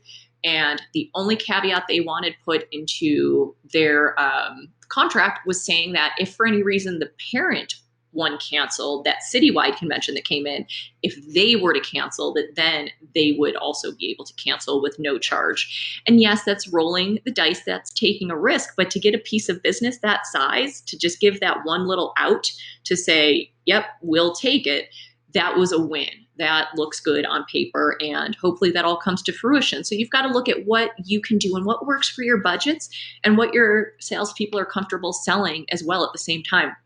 I had a phone call the other day and I loved it. I was actually calling a restaurant, and they told me as soon as I called, they appreciated that. They were so excited for it, and they hope they can welcome me in again to dine with them soon. They just had this great way of selling it that I actually want to go sit there and eat now. It's not somewhere that I would typically go, but they're selling for the future. And I thought that was so innovative and so fantastic of them to do. So we can't be afraid to sell right now. Yes, you may pick up the phone and there could be a horrible conversation. That there was one 2 weeks ago that someone picked up and called, and the person said, I just lost a loved one, basically. That's not the best time to be selling. Get out of your own mindset, get out of your head, figure out how to end that call, but don't let that cloud go over the rest of how you're selling, because there are still people looking to the future on the side. And if that means turning to more social at this time, social may come back first a little bit. So looking to see, how would you take care of them? What does that look like? There's ways to sell for the future so that we can sustain and get businesses and meetings back going again. The communication, I said I was going to preach this to everybody. Communication is key. It absolutely is. There's different platforms. What do you want to say on each of those platforms? And then how often do you talk to people on those platforms? So mass media versus one-on-ones. If you're going to send a mass email to people, to just a blanket email with some sort of statement, please scrub that list first. Look and see who's on it, who needs to know. I had, as an example, some emails. Let me tell you how fast I have unsubscribed from them, which I wouldn't have done prior. I would have kept them as someone that I may consider using in the future, but they didn't look through their list. They didn't segment it out. And I'm getting emails that are sent to me. One was thanking me for my business and then letting me know what they're doing in South Dakota locally. It was so hyper localized to that community. And I kept getting added on to these. No one went through and separated out the different demographics on there. If you're going to send a mass email, make sure you're talking to the people you want to talk to, because I've now unsubscribed from all of that because they didn't look into it. It's like when you're talking to prospects versus clients. I always send them 2 different email formats because one, they're already a client. You're thanking them for that and you appreciate them. And here's what we're going to do again together, versus when you're talking to a prospect, someone who hasn't yet booked, and you build up that anticipation of working together. And then some that are upcoming, they may need a one-on-one. I'm big on no surprises. You don't ever want to send an email that's going to shock somebody. There was just up in Washington, I was reading this past week, one of the hotels up there, it was not a conference center, it was a hotel that let everybody know what furloughs are going to look like via email. I mean, that's a huge surprise to get. That should be a one-on-one conversation, a call, and then follow it up with an email to put it in writing. That's always important. But no surprises. You don't ever want people to open it and be shocked. That is the worst thing you could do. And the social media side, it doesn't all need to be these throwback Thursdays, flashback Fridays. It doesn't need to all be sad the way it started off a lot of times. You know, look at the givebacks. What are people doing? I've seen venues that have donated rollaway beds to hospitals to make people more comfortable in those. People are learning. They're putting their staff through different trainings. They're going to, you know, FAU and these different spots that are putting out courses and certifications, and they're learning. Talk that up. Celebrate that. New ideas. What are you doing with sanitation? Some behind the scenes. That's always great. People stay engaged. They want to know that you're still there, you're still active, what you're doing. So, you know, show some behind the scenes, show something being updated in the rooms, talk up how you're doing these new, you know, 7-point inspections for things or whatever that looks like, and then share the love.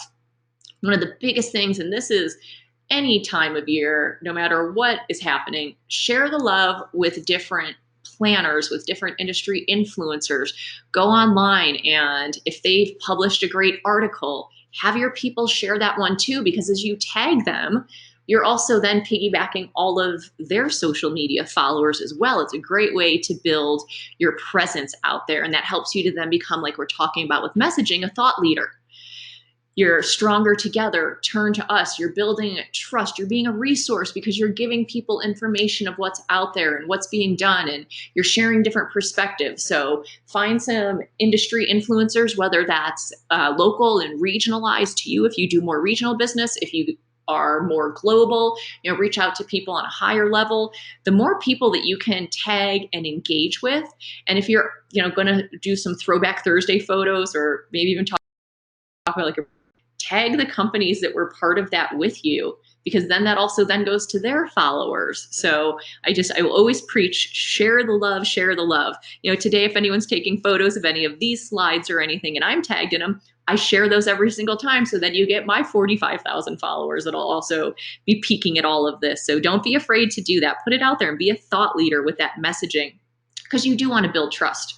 You do want to be a resource, you know, providing accurate information. What are you doing for people, and how often are you reaching out? What's that sweet spot?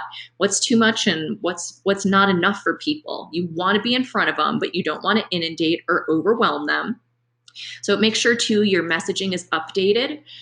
There's a post that's going around, and some of you may have seen it. There's a lot of apps where you can go and check in where you're at from your phone, and it just shows, oh, you were there so many times. And this one did not update the messaging. So there's a screenshot that just popped up, and it happened in May, and it said, you didn't travel very much in April. What were you busy home? Oh gosh, what did it say? It talked about being home, binge watching The Office, which, yeah, that's probably what they were doing, was sitting home binge watching The Office. No one had a choice at the time, but they never updated any of their messaging, and they basically sunk themselves because of that. So look at any auto messaging that you have and the out of offices, that side, see what those look like and make sure that it's still relevant right now and that it's not insensitive in any way. Make sure the out of offices are positive. You know, I've gotten so many of those because a lot of people are working shorter days, less days, or maybe if they've been furloughed, they're doing an out of office and it's going to the one person in that department that was kept on, perhaps. But these out of offices, you know, proofread those. I, a lot of times, will send them out to my teams and just let people know to change them up a little bit based on their dates. I give them those almost as a canned response, because I have read some that are absolutely cringeworthy, talking about this horrible time and it's so sad and we're not work. You want to give people the information that maybe they can't get back to them at the moment, but either when will they get back to them, or who should they be talking to, or where can you click, where's the link to get more information? You know, if you're looking to book a room, click here. If you're looking for new guidelines, click here. Come up with those and make sure that they're communicating effectively and that it reflects upon you the way you want it to, in the right way. And the frequency of it, there is a sweet spot of it. If it's with your staff, I would say communicate more versus less. Keep them in the loop, make them feel like they're part of this. Like we talked about before, it's scary to not communicate, and they'll create those narratives in their head if you don't give it to them. So make sure that you're coming up with something that you can be part of it together. They feel like they're part of it. If you don't have a message, maybe it's okay to not send that sometimes. But if people that need to stay in touch, be part of it. If it's upcoming events or meeting planners or people that might be staying in the next 3 to 5 months, you might want to communicate on a weekly basis. And then the ones that are further out, say it's 2021, maybe that's every 2 to 4 weeks.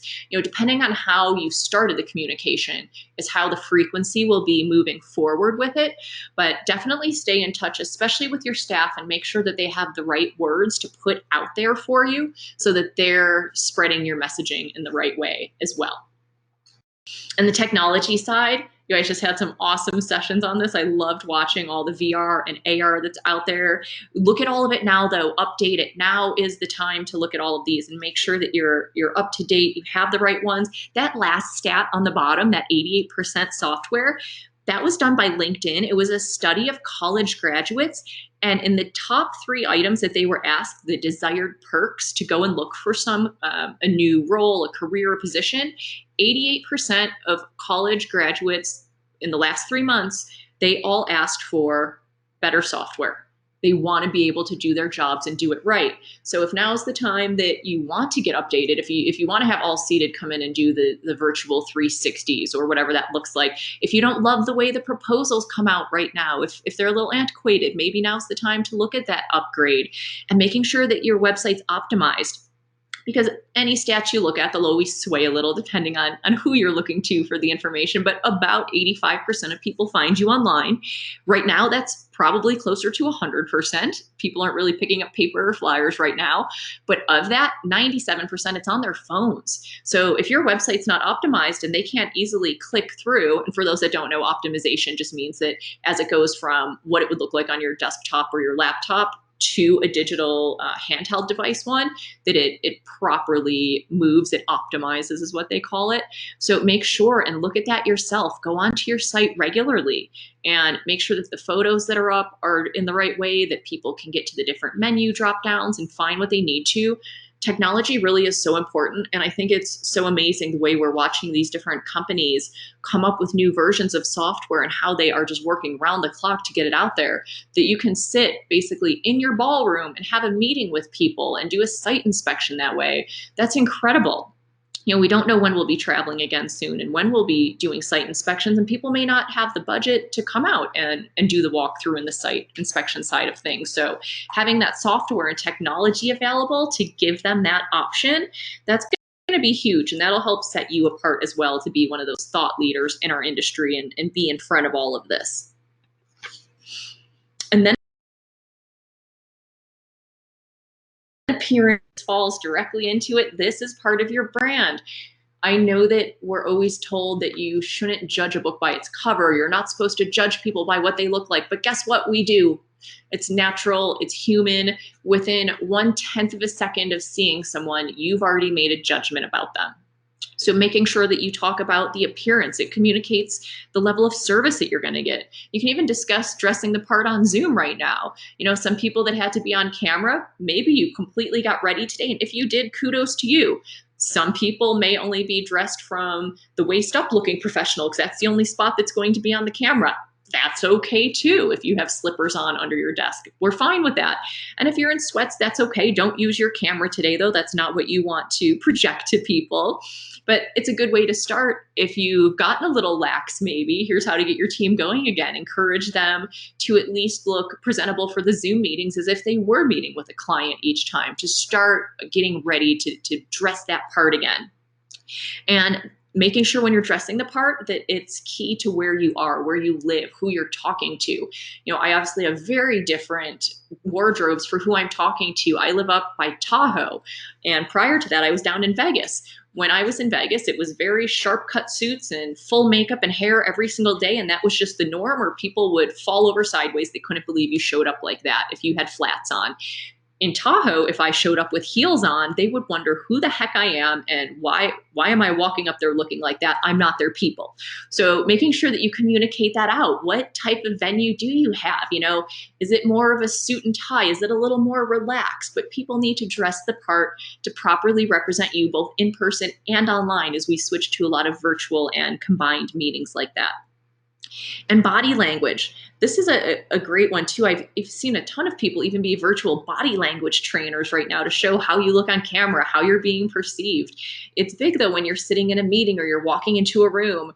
If you look at politicians, for instance, don't worry, I don't get political in this. That's not what I'm here for. But if you look at a lot of politicians, it feels as if they're almost coached by the exact same people of putting that little thumbs up and how that comes across versus steepling your hands together or putting both palms up in the air. Everything you do communicates something differently. So making sure you understand what that is. And I'm so sorry that my camera doesn't work because I love this one and I love sharing it, but it's the crossed arms. So think of someone like the guy at the bottom of the screen here. He's got his crossed arms like that. You know, a lot of times that means they're closed off. For me, a lot of times it means that I'm actually really cold because I tend to always run on the cold side. But there's a really interesting thing I learned from a body language expert, and this is incredibly relevant for our industry, is if someone asks you a really difficult, in-depth question, something that you need to use your left and right side of your brain, both your creative and your analytical, for your brain to work together, your body naturally wants to connect. So you'll cross your arms like that person in the bottom photo is doing. And it's not because you're closed off to the idea or just not like you're shutting down side of things. If you just asked a question and someone crosses their arms like that, there's a really good chance that they're trying to connect the creative and analytical side of their brain to give you a better, more thorough answer. So I think that's fantastic. And it looks like we do have a question that was added in. So Nancy, do you want to pop that up if that is part of what we're talking about with body language, my dear? And if we just move forward to the next ones, that's fine too. Oh, you are correct. I do like that. Thank you, Kristen, for that feedback on it. I have to go into this platform and find some more diversity on this side of things because there is not a lot of that in those options. So hopefully they expand the photos on there yet again, but thank you. And color psychology, this is big. If you look at a lot of the colors on my slides, you'll see the different pink tones in that. When I was starting my own company, people really did think that it would be this very sleek, kind of black, cutting edge look to it, because I'm a very direct person. I'm from New York originally. I get to the point a lot of times. But what I do for a living is I'm a catalyst of change. And change is scary. Because I come into venues, I come into companies, and we look and see what you're doing, and we can pick that apart. We look to see where we can have different efficiencies in different areas. So change is scary to a lot of people. So I purposely chose these lighter pink tones so that as I come across, your first impression of me is a little bit softer. So different colors do mean different things. So be aware of that as you're getting dressed, as you're choosing colors for marketing materials, all of that side of things that really works on appearance side. So look into those. I post a lot about color psychology on my sites and on social media. So if you guys want, I will put that up when I'm finished with this. Is a great little chart, or I'll send it to IACC so they can send it as a follow-up. But it just talks about all the different colors and then how they're perceived by people. Unspoken cues. This really, a lot of it comes down to buying cues. You know, what are people doing? Are they leaning in a little? Are they nodding along with you? What are those unspoken body cues that people are leading you to say, okay, I'm ready to buy, or I'm closed off, I'm not really listening to this anymore, you're not selling me on the direction that you're going. So figuring out what that looks like, teaching your people to be have that perception and to really look into that a little bit more. There's some ways that you can identify that with people, different sales techniques with your leaders, which I love talking about that. I'll give you guys a second to read through this and figure out, of these salespeople, you know, who are you? Which person are you? Even if you're not a salesperson, you are a salesperson. You're selling the venue, you're selling the facility, you're selling the idea of meetings, everything else in between. So even if your title isn't sales, every single person is a salesperson. You know, and what qualities does your top salesperson on the property have? Or maybe your lowest producer, which one are they that's in here? To be the best possible one, you should truly be a mix of all three of these. the relationship builder. It's that empathy side of things. They create personal bonds. They personalize everything to people with the pitch. So you may be that relationship builder. That's a great one to have. Or the data value driver, like I've said a couple of times, just the facts. There's a lot of people that's what they want to go on. It's just stats and facts and the client testimonials. And it's great to have the ROI, or, having a little piece of that classic close. This is important when we discuss emails and how you need to close and ask for what you want. You set up a clear next step. You ask them, would you prefer to meet Tuesday at 10 or Thursday at 4? Give them options on that side. And you're using an assumptive technique for that, meaning if you're talking about perhaps sending a contract so I'll send the contract over and I'll have that back by Tuesday morning. That you do want to close. You need to ask for the business. You're not going to get it. And frankly, if you don't ask, the answer is always no. So making sure that you're following up and selling, this is where it really comes down when you're looking at your brand, your authenticity, what was that value proposition? What sets you apart? We obviously can't say why we're better.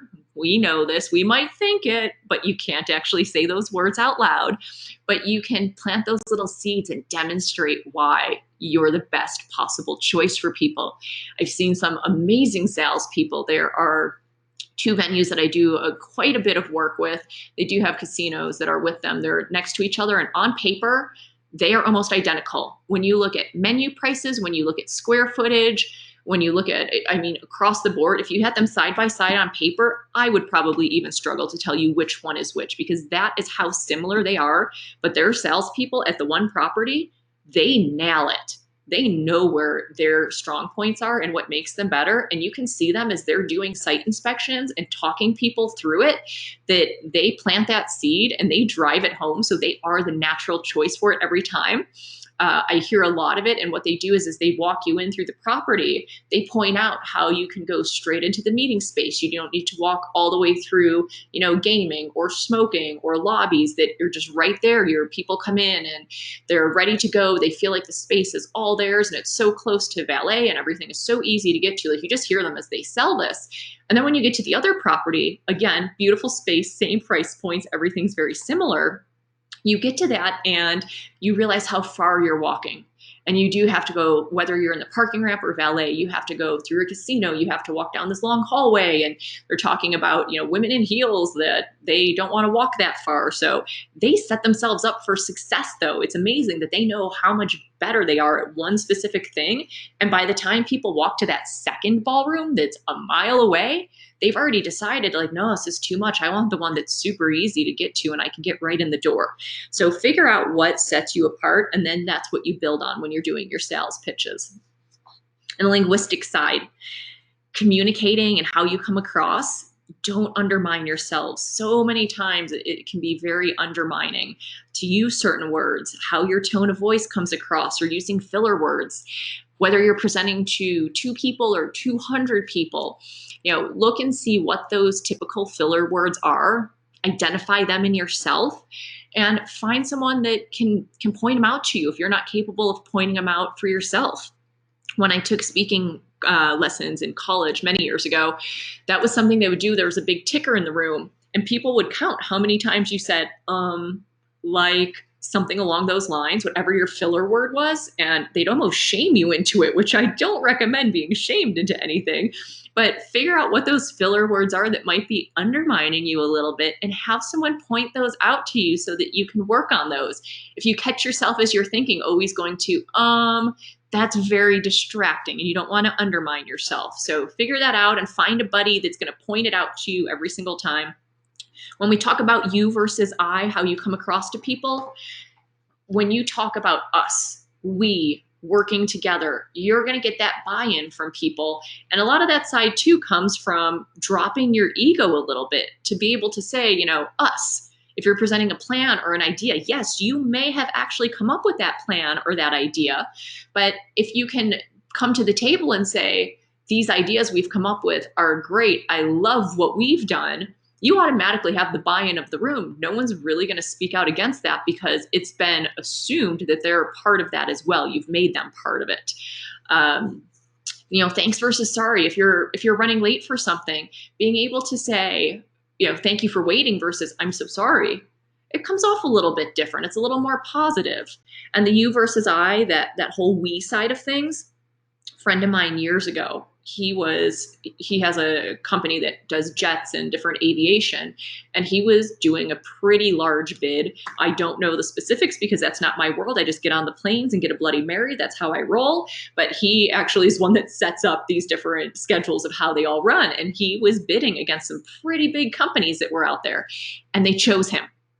He absolutely did not think that he had a chance in the world of getting this piece of business, but that's who they went with.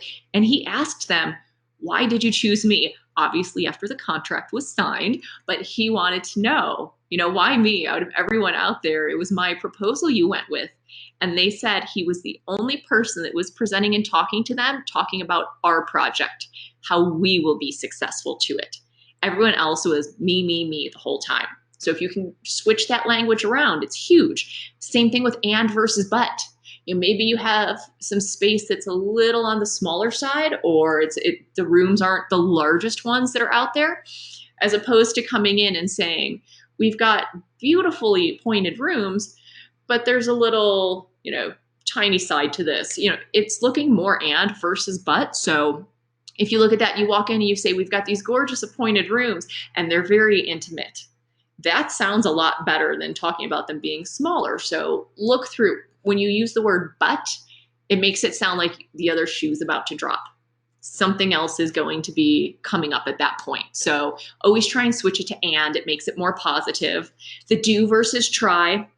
It's not let's try to get together next week. It's like, let's get together. Do you prefer Tuesday or Thursday? Be direct and ask about that. They always say to give 2 options. If you give 3, for some reason, people tend to always pick the last one, but narrow it down. Don't just try to reconnect next week. Give them actual times and dates, and typically do one that's morning and one that's afternoon. And if those aren't available, then find out when it is. If you're just going to try to connect, you may not actually connect. So actually do that. And then the value versus best, kind of what we talked about with the salespeople. They know their value. Why is our property the natural choice for this? They know. Like I said, you can't say why you're the best, but you can point out why you have some different amenities that could be perceived as better as your competition. So knowing why you're the best value and using honestly, I hate even saying it. If you use this word, take it out of your language right now, whether you have to put a rubber band on your wrist to snap yourself anytime you say it. They say that if you're using the word honestly, no matter how good of friends you are, or if you just met somebody, it does not matter. The minute you say honestly, everything leading into that, it implies that you weren't being honest about it. So take that word out of your vernacular right now so that people don't start to do that, and make your statements. It's fine with it. You don't want to be like when they put the question marks in with Anchorman and he says, I'm Ron Burgundy. You don't want to be the person that's always second guessing and questioning yourself. So your linguistics are huge in how you come across. So look at all of those. And even if you just take one of those today, or you point them out with someone on your team that you thought of right away when I was talking about those, this is the time to work on things together. And this one, not only linguistics, but how you react to others. That's why this is in here. This is the not taking anything personal. It's huge. I wish I had learned that so much earlier in life, to not take things personal. Most times it has nothing to do with you, the way that people are treating with you. You don't know what happened prior to them picking up the phone and calling you or walking in the door. So you can't control others' actions, but you can control your reactions to them. So that's the big part of don't take anything personal. I love that part of it. When I traveled a lot, I would bring different people on my sales team with me, and I always tried to bring one of my assistants as well, so that they could be out there and see what we were doing, and meet our clients and feel better connected to the company, have that pride with it. And I was traveling one time, we were going out to Salt Lake City with one of my newer people on the team, and she had talked to the client that we were going to a handful of times on the phone. She knew everyone in their office, and they had gabbed back and forth via email and on calls. So she goes in expecting this warm welcome, walks in the door. I had gotten there a day early, so I'd already been sitting there. And she comes in the door and she didn't get this warm welcome. People didn't stand up and hug her like she expected them to. And she was so mad to the point that I sent her home early, because that was how poor her attitude was. And when I got back to the office and she came and sat down, like, I can't believe you didn't stand up for me. And I expected after working so hard for them that they would acknowledge me and I might get a hug. And it's like, first off, None of us are that important. But second of all, about 5 minutes before you walked in the room, this client of ours had a phone call from their largest client who was having an absolute meltdown. She was screaming so loud at this poor girl in the office. I could hear it from across their office, the things she was saying, and I would not repeat those.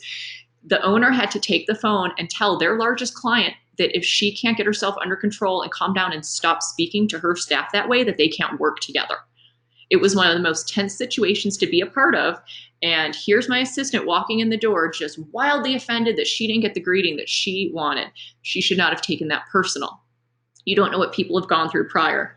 I laugh. And having said I used to live in New York, we know how bad traffic is. I'm sure some of you live in very congested areas. Someone made a comparison the one day that she was driving, she was in the right lane, and people kept passing her and flipping her off and just not being very kind about her going a couple miles per hour under the speed limit.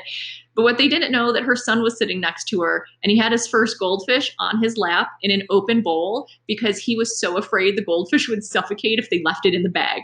So I try and always remind myself of that don't take anything personal, is maybe they've got a goldfish on their lap every single time. She would be thrilled if I actually told that story and let her know that I referenced that one. But I think of that. So this is one for personally, and for anyone you're working with, teach them it's not about them every single time, even though we think it is.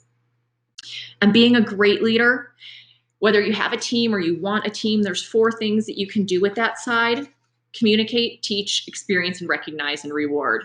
And I'll go through these semi-quick for you guys, but communicating, this goes to your core values, your expectations. Nancy, I see you're hopping on. Do we have a quick question? Hello. Yeah, I was jumping. I was going to see too if you can hit your camera. Yes. Let me see if it'll turn on now. See your smiling face. I would love that. I was trying to turn it on this whole time. I know. Shows it there. I gotta turn my light on. I didn't do that. There you go.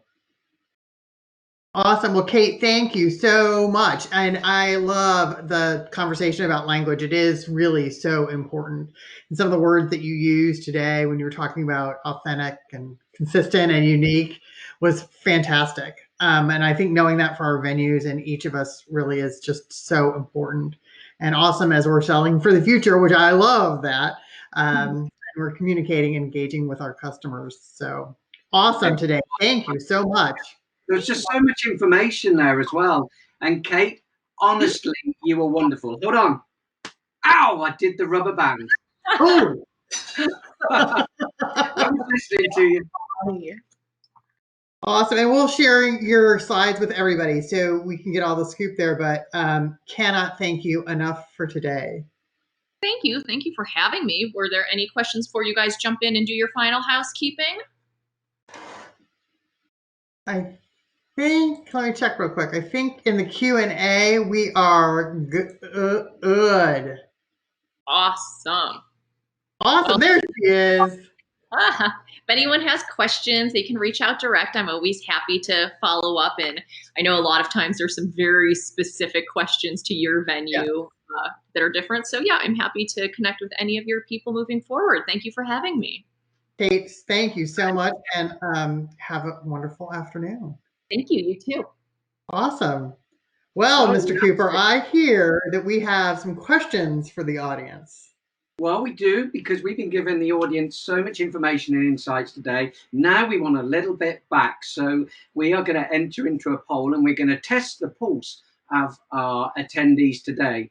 And first of all, our first poll that's coming up will be directed at our attendees from the US only, if we could open that poll. And the question is for our Americas. So let's do US only. Given that and that's not the Canadians, your time will come. Given what we do, what we do not know today, at what point do you feel business levels are going to return to 50% or better of pre-COVID lessons? And let's see what's going on. Let's see how people are feeling.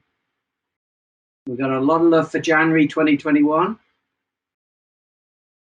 So by January 2021, yeah, there is a good number there that, I mean, you know, we've got some optimism there for July. Love that. Warmer in the fall as well. But, interestingly, there is a percentage there that think that we are going to take a little bit longer.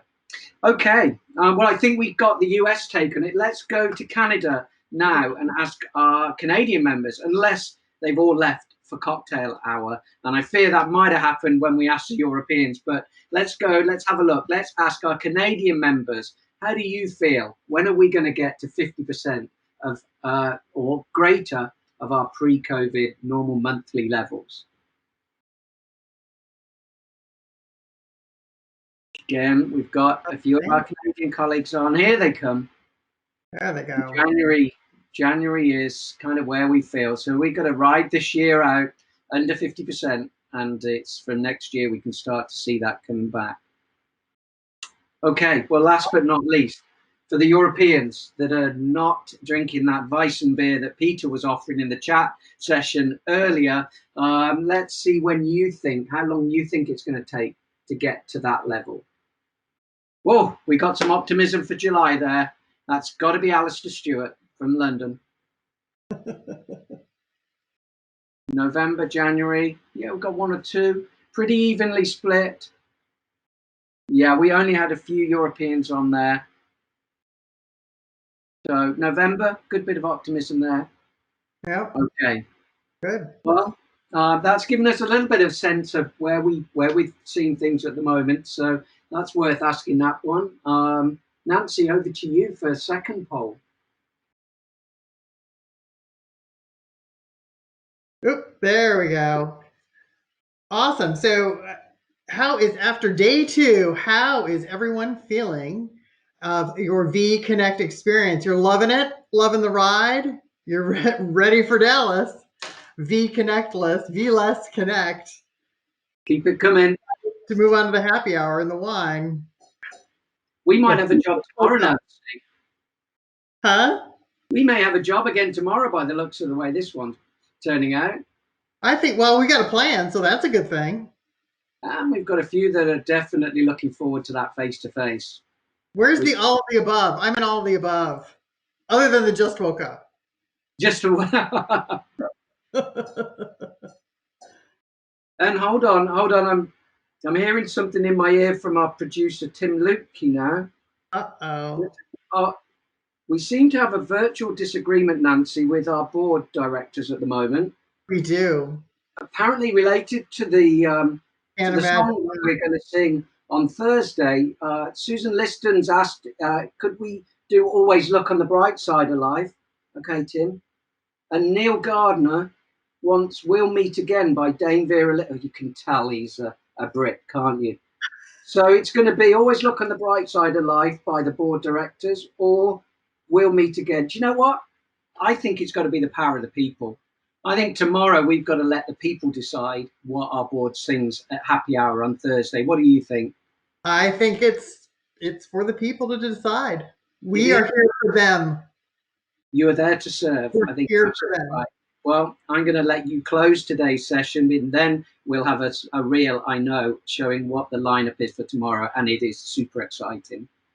Fantastic. Another great day, another great set of panelists, and lots of motivation around our efforts, technology, and food and beverage. We cannot wait to see you tomorrow. Enjoy. And thank you, Maverick. Way to go, Goose.